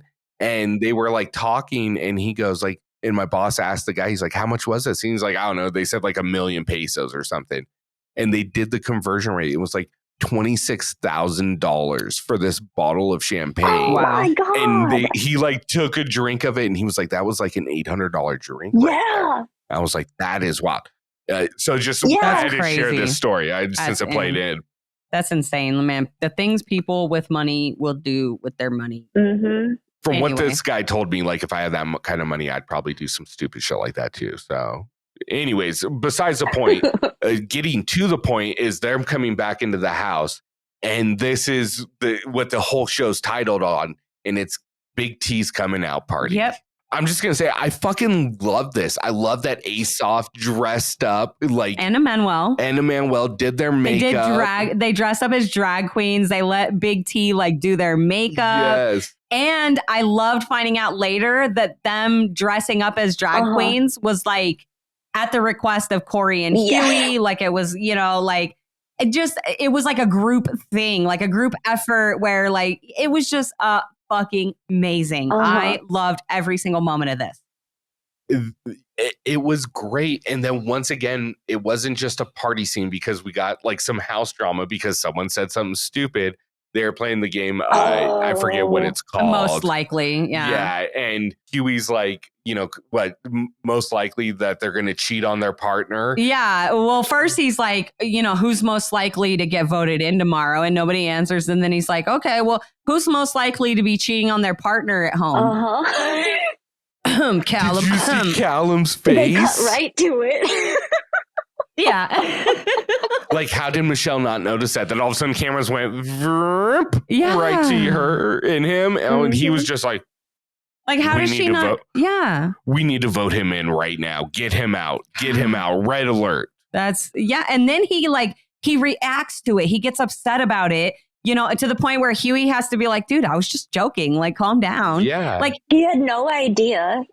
He gets it's not like Hughie knew. I mean, maybe he knows. I don't really know if he knows. I just listened to the other challenge podcast, and did you? Perfect. Yeah, he said he didn't know.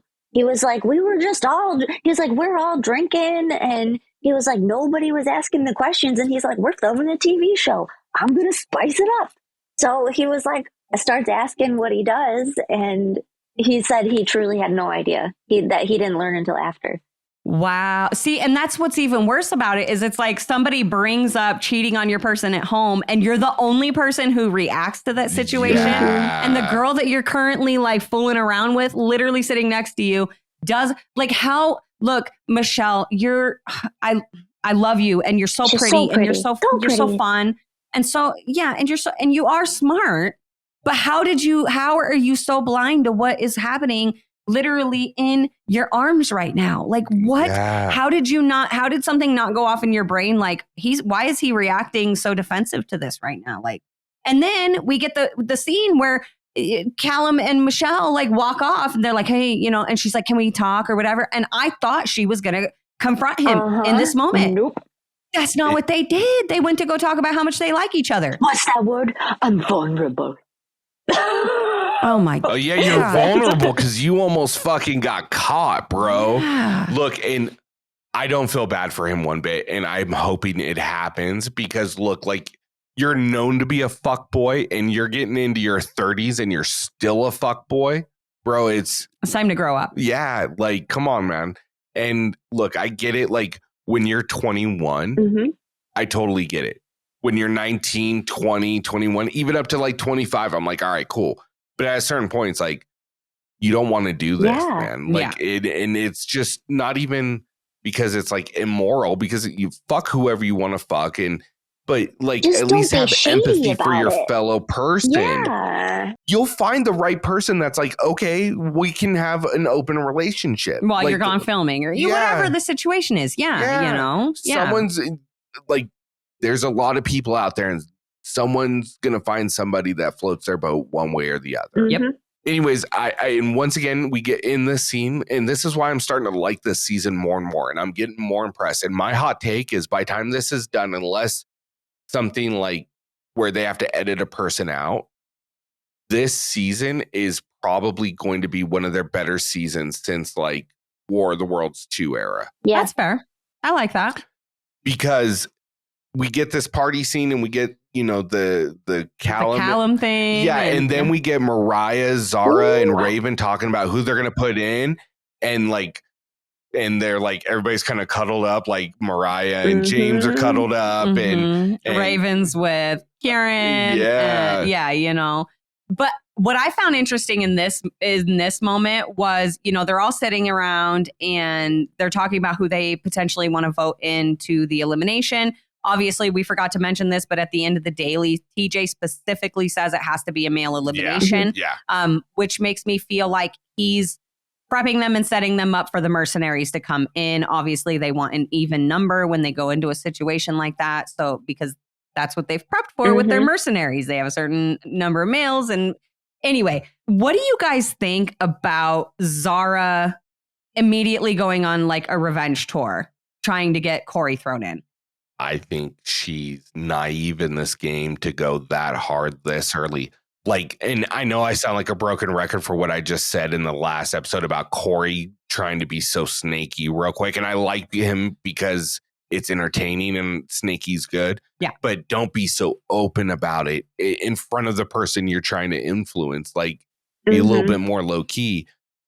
So I enjoy Zara doing it, but I think it's a dumb move, especially as the viewer. We know where Corey's kind of positioned in this house. Yeah. That's true.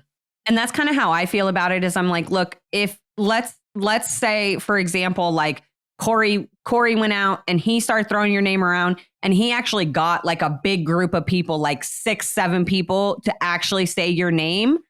Then go on your revenge tour, girl, get him. Yeah. But the fact that he mentioned your name brought up the possibility of potentially voting for you, but he didn't actually vote for you and nobody else said your name. Like nothing came from it. It seems like a really silly reason to put a target on yourself by throwing out someone's name like Corey. And maybe she's not, you know, socially aware of his situation, his status in the house.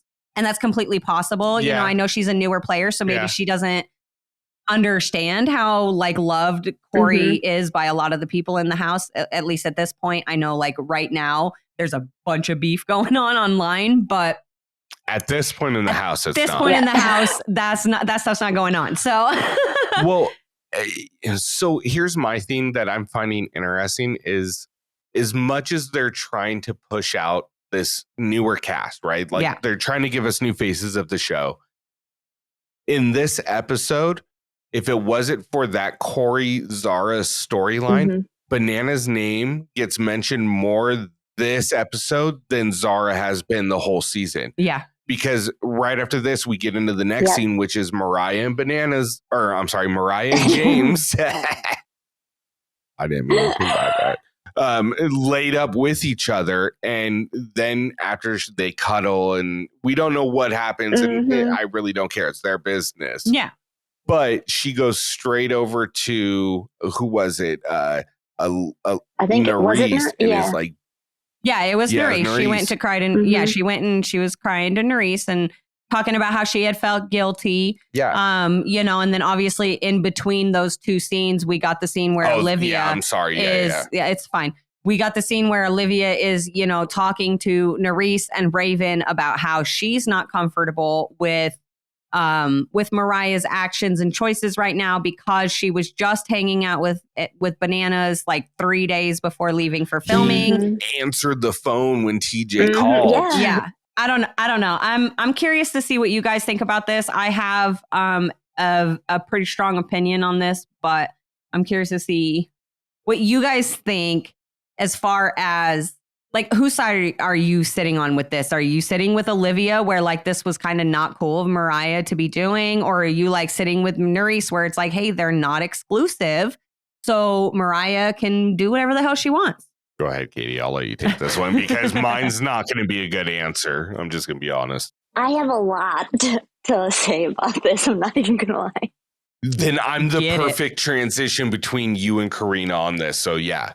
I'm totally with Olivia. I have my own feelings about Nurys' advice and especially how I've watched Nurys on all of the shows that she's been on, so knowing her moral compass, I don't know that she would be the best person to go to for advice in a situation like this. That's fair. My personal opinion is, yes, Moriah and Bananas were not official. However, if you are that close to somebody, I'm a 100% an empath, and I am a recovering people pleaser. So I understand like not wanting to hurt people, but at the end of the day, like just picking up the phone and being honest, like that's what matters. And all right, so here's my thing, and it's kind of two parts. And I'm going to play the role of it's not my relationship, so I don't really fucking care. Mm-hmm. Oh, yes, yeah, absolutely. Yeah. But it's the challenge, and I enjoy it because it's well known that cheating happens in the challenge. Yep. Yeah. It happens with people that are in a relationship in the show, and someone cheats while they're in the show. Yeah. So I'm okay with this. And I think production's really okay with it because it involves Bananas. And not condoning cheating in any shape or form, but not like Bananas has always been faithful. You're not wrong. With that being said, if it's true what was said as far as it was not a committed relationship like it was inferred in this episode, I don't agree with Olivia. I think that if you're not in a committed relationship after a year, you're not going anywhere. Like me and you took a really slow road in our personal relationship, but we were still committed from very early on.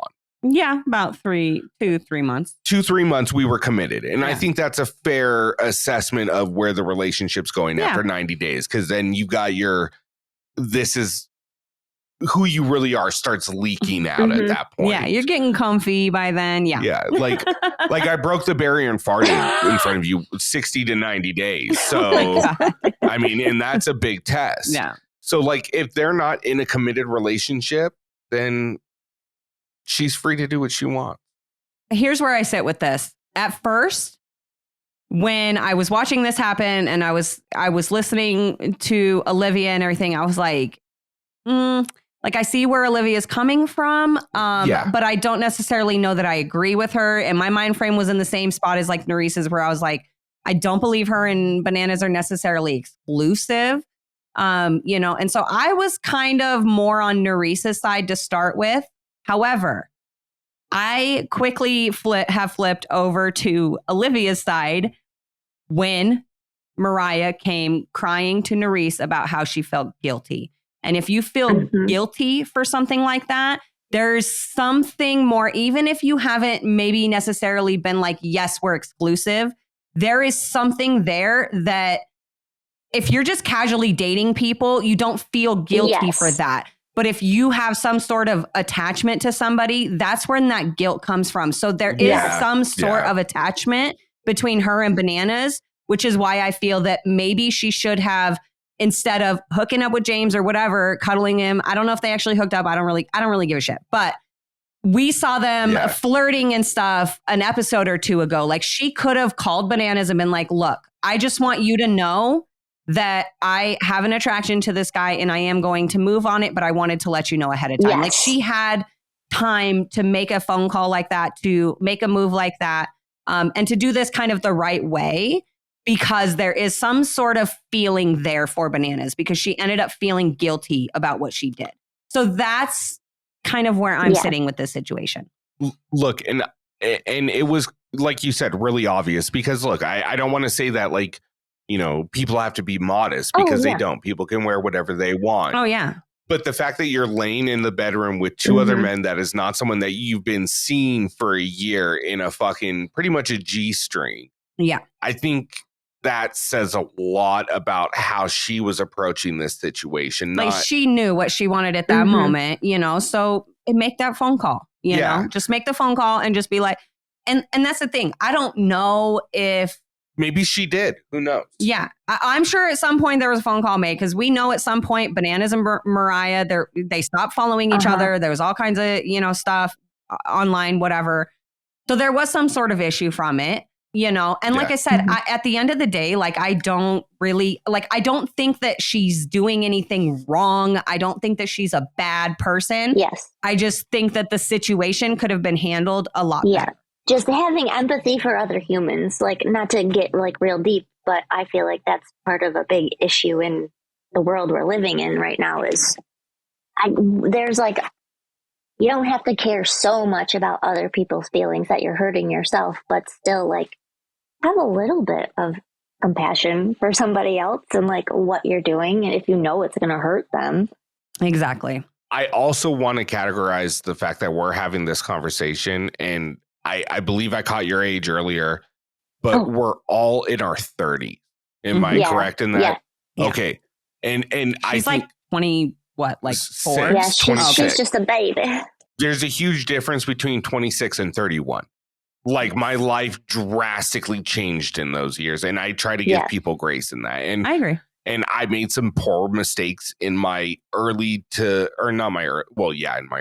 but my mid to late 20s. I made some relationship mistakes where I was still learning about myself. So I'm giving her some grace in this as well. Your brain doesn't fully develop until you're 25. So I'm still working on mine. Exactly. I don't again, I don't like think that Moriah is a bad person. I don't think that she's necessarily doing anything wrong. I think that this is a perfect example between, you know, mishandling a situation is where I think Moriah sits with this. Whereas Callum's just a piece of shit. He knows exactly what he's doing. Yes. He's fully aware of it and he's continuing it on purpose. Yes. And he knows that he's going to be hurting his person at home and hurting Michele. And it just keeps going anyway. To me, that's a bad, I don't want to say bad person. I hate calling people bad people, but that's doing something wrong. Yeah. It's bad character. Thank you. Yes. And I think there's a lot to say because James says this in the confessional where he's like, look, I don't have any ties at home. I'm single. I can do what I want. And if other people do, that's on them, not on me. So he's aware, and it's not like their relationship is on the hush. Like, people know about Moriah and Bananas. And so the fact that he knows and it's not being hidden from him, I think makes a big difference on why the Callum and Michele situation is much more shady and agreed, not good. Agreed 100%. Yeah. So with that, sorry, I lost my sorry, I was just trying to keep you from finishing your sentence into the side of the mic. Sorry. Yeah. Okay. I know. I'm sorry. I was like, we got so into that, like I lost my place on the notes and I was like, where are we? We're pretty much at deliberation. Like, but no, I do want to bring up the fact that Michele gives Corey the heads up that his name's being floated in the house. And because I think this is kind of a pivotal moment where he realizes the only way to keep himself safe is to allow one of his biggest alliance members in Hughie go. Yeah. And it's a tough move, but to advance himself in the game, I think it's a really smart move. And I just wanted to put that out there. Yeah, it's becoming it's you or it's him kind of thing. And I also, you know, obviously we'll get into this, you know, but I think that I think that Corey handled this well, considering how the situation between, you know, Corey versus Hughie situation from their original season on Spies, Lies, Allies was handled. 100%. I think that Corey very much handled the situation well, knowing he couldn't save himself and his friend. Obviously, you're going to save yourself, but I think he handled the situation with a lot more class than he did the first time. So, major props to him for that. Yeah. So when we're in deliberation, James ends up being the one that brings everything up this time instead of last week it being Horacio. Yeah. And I think they make them like production's like, all right, somebody new needs to start the conversation this week. Like, and it's always the same thing. Like, there's some names that have been floated. Do you guys want to just talk or do you want?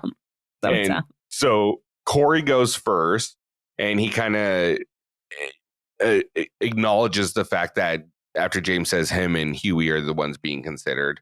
And Hughie, like, right away goes on the defense. Yeah, it was a complete opposite of what he did last Churchill. week. Yeah, he was not Winston Churchill-ish. He got mad.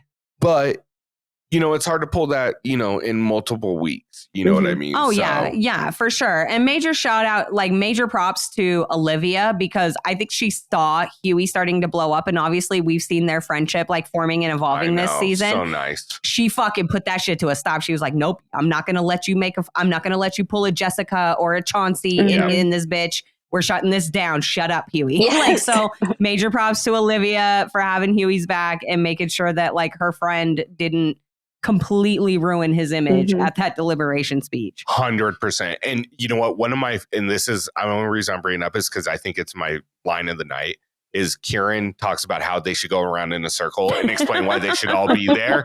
And then Nurys is like, I think it was Nurys. And she goes, nothing like a circle of narcissism. Well, or Michele, she's like, God, this is like a circle jerk. Wait, I can't say that on TV, can I? Yeah, both of those. Just line of the night.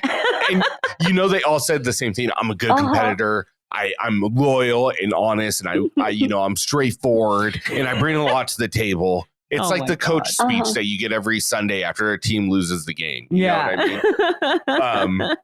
I do think that we are seeing that ride or die alliance really show up strong, especially like with that conversation Nurys and Corey had as well. Yep. And look, I like Corey a lot. I know he's catching a lot of fucking hate online because of all this shit that's going on the side. But I like Corey. I mean, like him. On a personal basis, I've had conversations with him. We've had him on here. He is really just a cool guy to talk to and get to know. But with that being said, like, I'm rooting for him. So I don't want to see him go in. And as much as it sucks to see Hughie get voted in, I'm glad it happened ultimately. Yeah. You know what I mean? And you going back to the ride or dies, like you seeing this with Nurys and then talking about voting for James and then Callum what? Maybe you should call him Callum because that's his name. That was fucking good. That was well done. You like that? Props to you on that one. So Callum overhears this and goes back to James and lets him know, and that kind of starts up James, and we see kind of the more aggressive hot-headedness. Yes. And this makes me enjoy James a little bit more, and that's why I said a 5-6 instead of a 4-5. It's slowly getting better. Oh, he did have a funny comment with Moriah too. What did he say? I wrote it down. He said something about telling her to go back to her kindergarten kids when I don't know, they were just like chit-chatting, and it made me laugh so hard though. About like who's the number one and all of that. Yeah, that was a cute conversation. And like that's the thing, they have really good chemistry going back to it. And so they do. Yes, they do. And look, timing's not always great, and maybe James is her person. Yeah, you never know. You never know. Yeah. So anyways, hitting the fast forward button or the going back to where we were. At this point, we're going into the elimination. Yeah. I'm not going to go through all the votes, but I think there's two important things. One, Hughie gets voted in. The second thing is when Berna comes up and she votes on somebody else's. So did Corey. She voted for Hughie because Hughie came up to her right before the vote. That's what I'm talking about. Told her, look, if the majority goes to me, just fall with the majority. Like, don't put yourself out, as like the outcast. Even more than you already are. Don't ruin your game. Don't ruin your game for me. Just vote for me. It's okay. Just say my name, And so major props to Hughie for that, for not putting Berna in, because that's the thing is like, it's one thing for someone like Corey to not go with the house and be like, look, I literally can't say Hughie's name. I hope you guys understand. I have to burn on somebody else. But to put somebody like Berna in that situation, who's already struggling socially in the house. And like, so major props to Hughie for like, again, it just shows like, how like loyal of a person Hughie is and how much he values his like friendships and his connections, because he thought that through enough to say, hey, look, I don't want you to be in a worse position. If I do end up going in and going home, I don't want you to like be in a shitty position, all stuck here all by yourself. So vote for me if that's the way everybody goes. So yeah. Love him. Love it. It was well played. It's a loyal game for your alliance. And that's why another reason I really like Hughie. Yeah, I really do enjoy him, and I hope he comes back for another season. Yeah, I enjoy him. I know a lot of people are like, oh, he can't compete. No, he's not ever going to be like a CT, but he still competes. and he's funny and he's got confessionals and he does drama and he's not afraid to have fun. I love Hughie. Like, I want to see him and Josh paired. Oh my gosh, yes. Oh my God. That would be amazing.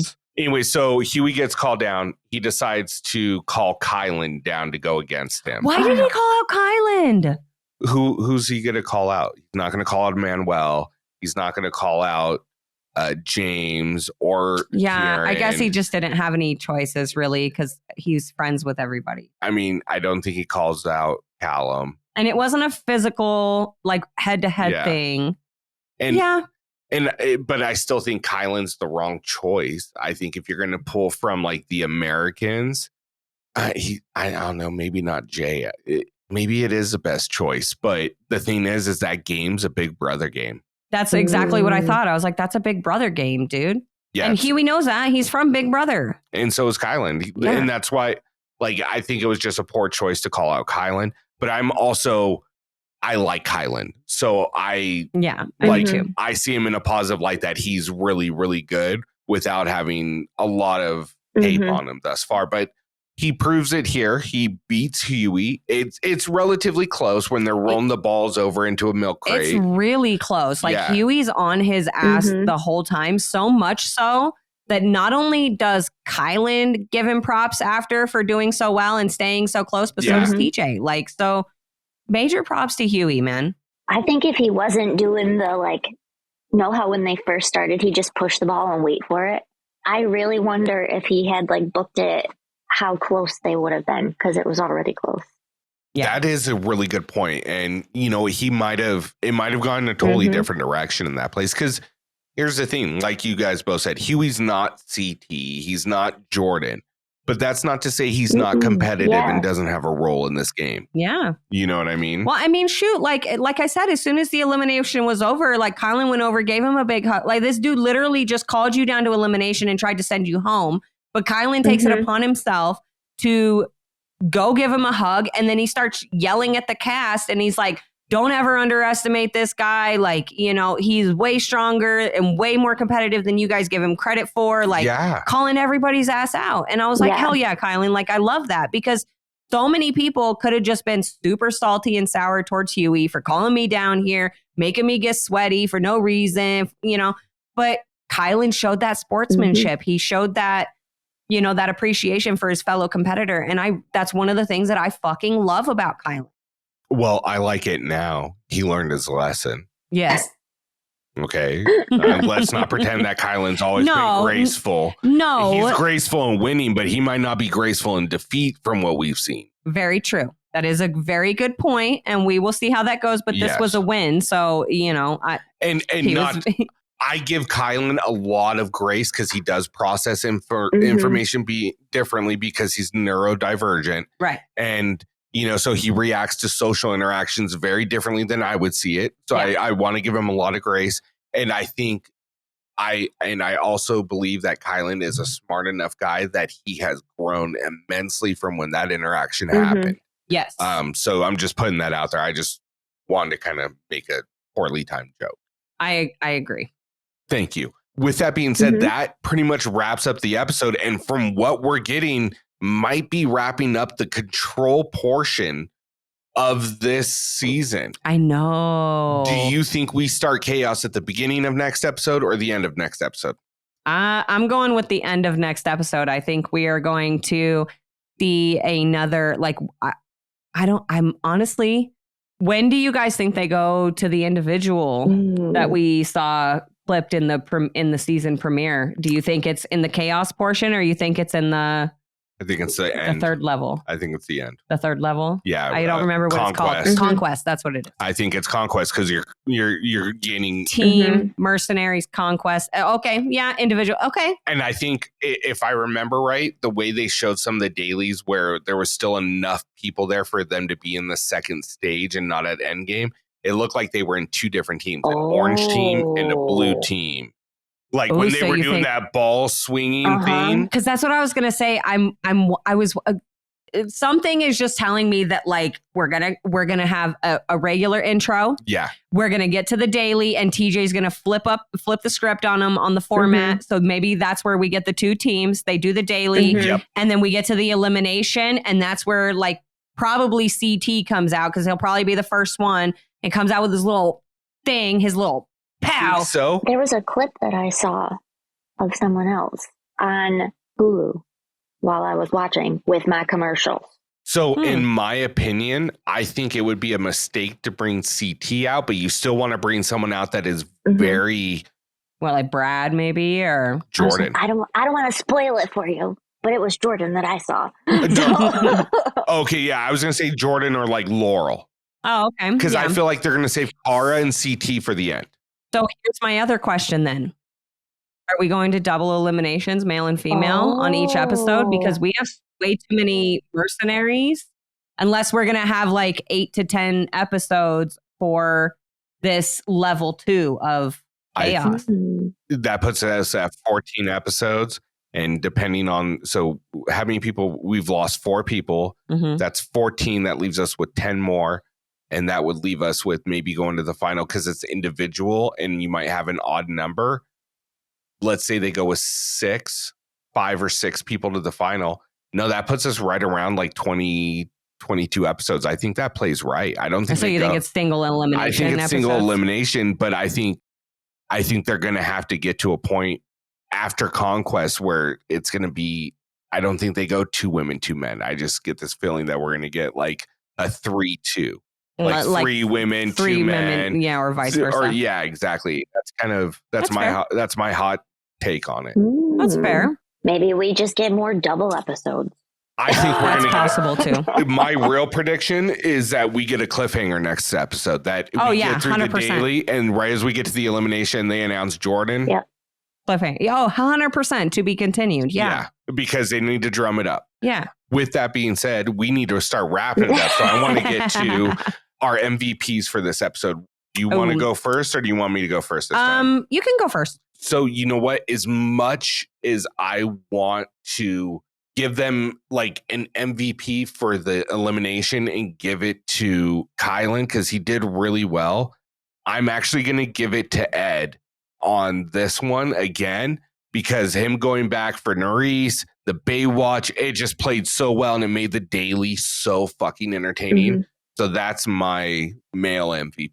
I don't, that's all I got. I don't have a line of the night or anything. You don't have a female MVP?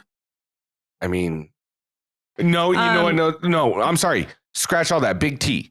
Oh, yeah. Big T's my MVP for coming out and having the bravery to do so. Yeah, so ironically, that is exactly what mine is. So female MVP is Big T. And then my male MVP was Ed with an honorable mention to Kyland. And not even an honorable mention to Kyland for his elimination win, but just literally just for how he treated Hughie at the end of their elimination. You don't see that kind of stuff a lot. And so major props to Kyland for literally just being a good human. I feel like these are good human MVPs right now because like Ed went back, saved Nurys, got 3 puzzle pieces for the team. Big T for just like being herself and, coming out and all of that. And being then her truth. And then living her truth. I'm sorry. And then Kyland, like, being a good person to like, it was a very feel good episode and feel good MVPs. So shout out to them. I was going to say Ed because I like that we can call him Aquaman now. And it was for the challenge. Yes. And then I was going to say Big T because she's just embracing who she is. So I'm proud of her and she should be proud of herself. And from the sounds of it, too, in the beginning, she hasn't told her family. It seems like she did it like here first. So I feel like that says a lot, too. Well, and just I think that's awesome. Yeah, doing it on TV. It's super brave. And, living her truth. Literally, because like so many people struggle just to come out to their like parents or their friends or whatever. She literally just came out to like 1 million people. So awesome. Major props to Big T. And I'm so happy for her. I'm so happy she can, finally, like you said, like live her truth, like live, and feel comfortable, being who she is. And it's just awesome. And I love that they threw her a party. Yeah. I love that the challenge and MTV embraced the moment and gave her a whole little segment. Just fucking love it all. Love it. I do want to speak on this too, because just like I gave Jay a little bit of shit and I gave and then kind of redeemed it to give Tony a hard time. I given Corey Lay a little bit of shit, and to redeem it with Josh, I will say this. The drama that is going on and what people are trying to say about Corey is not right. No. Because you can support somebody on a personal level for coming out and be there for them and actually be genuinely feeling that way and not fuck with them in the game. Yes. It is two very distinct and different things. And until I see concrete evidence from a guy I've talked to and I continue to talk to, I support the guy, plain and simple. And I don't see what anything going on right now is wrong on his behalf. I agree 100%. I agree. I don't think that him being attacked right now by fans or any of the other challengers is okay.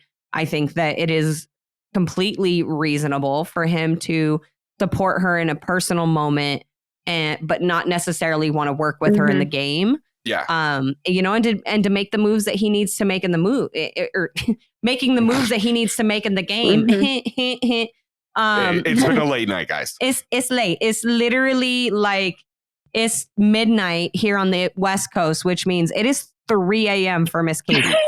I hope your hubby lets you sleep in tomorrow for putting in the long hours with us tonight. Right?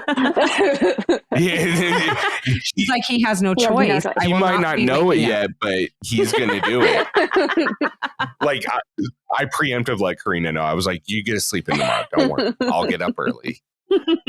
But guys, we did it. It took us about a little bit less time to talk about Katie's background into the challenge fandom and 2 episodes and pretty much covered everything we wanted to. Yes. And I had an amazing time having you on, Katie. It's been an absolute blast. Yay, thank you. Thank you for having me. It was so much fun. Look, honestly, you are more than welcome to come back if maybe we have some open time later this season or for All Stars 4. You are more than welcome to join us. Thanks, anytime. I would love to. Yeah, anytime. It's been so awesome. It's been so fun to have you on. And like, I know like you and I talk a lot on, you know, DMs and stuff, but just to like be able to stay here and like talk to you in person and like, it's been awesome. And I've had so much fun. Like when we went on our break, like that's all we were talking about. We're like, oh my gosh, she's so much fun. And we all have such a good vibe. You're and so funny too. Oh my gosh. We've been cracking up. They like me. Oh my God, they really like me. They really love me. I love you love me. I do have a question before we go, Rick. And I've been wanting to ask you this for a while. You might not want me back on the show after I ask, but I know how much of a football guy you are. So I don't know if you know based on my social media, but I am a big Swiftie.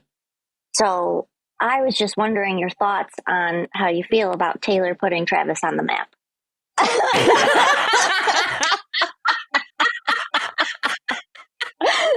I'm at the point now, if we're being...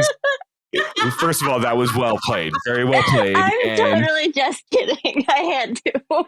No, very well played. I am at the feeling now that she has put the NFL on the map. So, oh my God.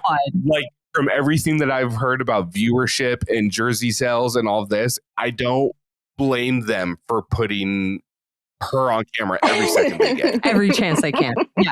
It's just like how the challenge is putting CT in every fucking preview for this season. Yep. It makes sense. It's great advertising. Yeah.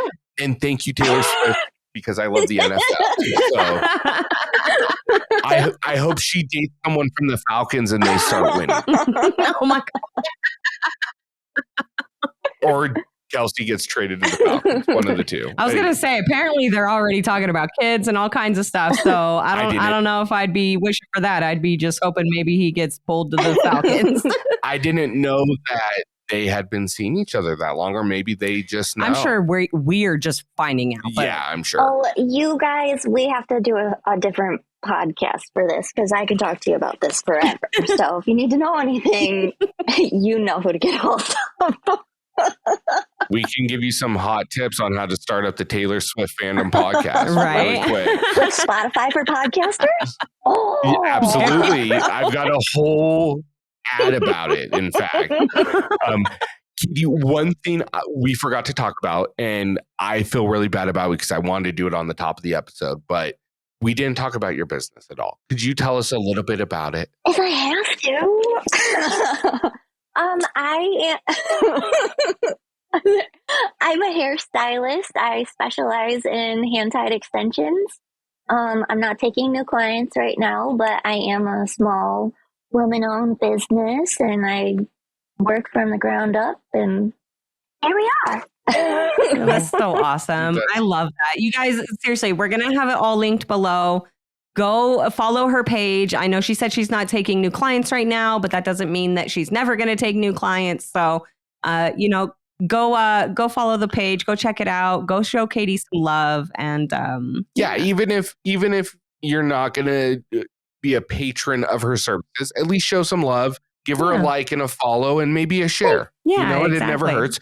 Like Corrina said, we'll have it all linked down below for you guys to check it out. Yeah. And then right after you get done doing that, just to show Katie some more support, go to the Challenge Fandom Podcast on Apple or Spotify or YouTube and rate us 5 stars and tell us what you like, what you don't like. Yeah. Even if you don't like it, still rate it 5 stars because we look at those messages first. Exactly. So that's how you get our attention if you really want to get us. Yep. With that being said, guys, for myself, Ricky Hayes, my beautiful wife, Corrina Hayes, and our very special guest that we've had a great time with, Katie. Thank you guys so much for tuning in. Thank you, Katie, for joining us. And for all of us here, and even for Tony and Josh who couldn't make it, losers. I'm just kidding. I love you guys. Loser, la who, the her. God, we're millennials. Everybody have a good night. Love y'all. Bye. Bye.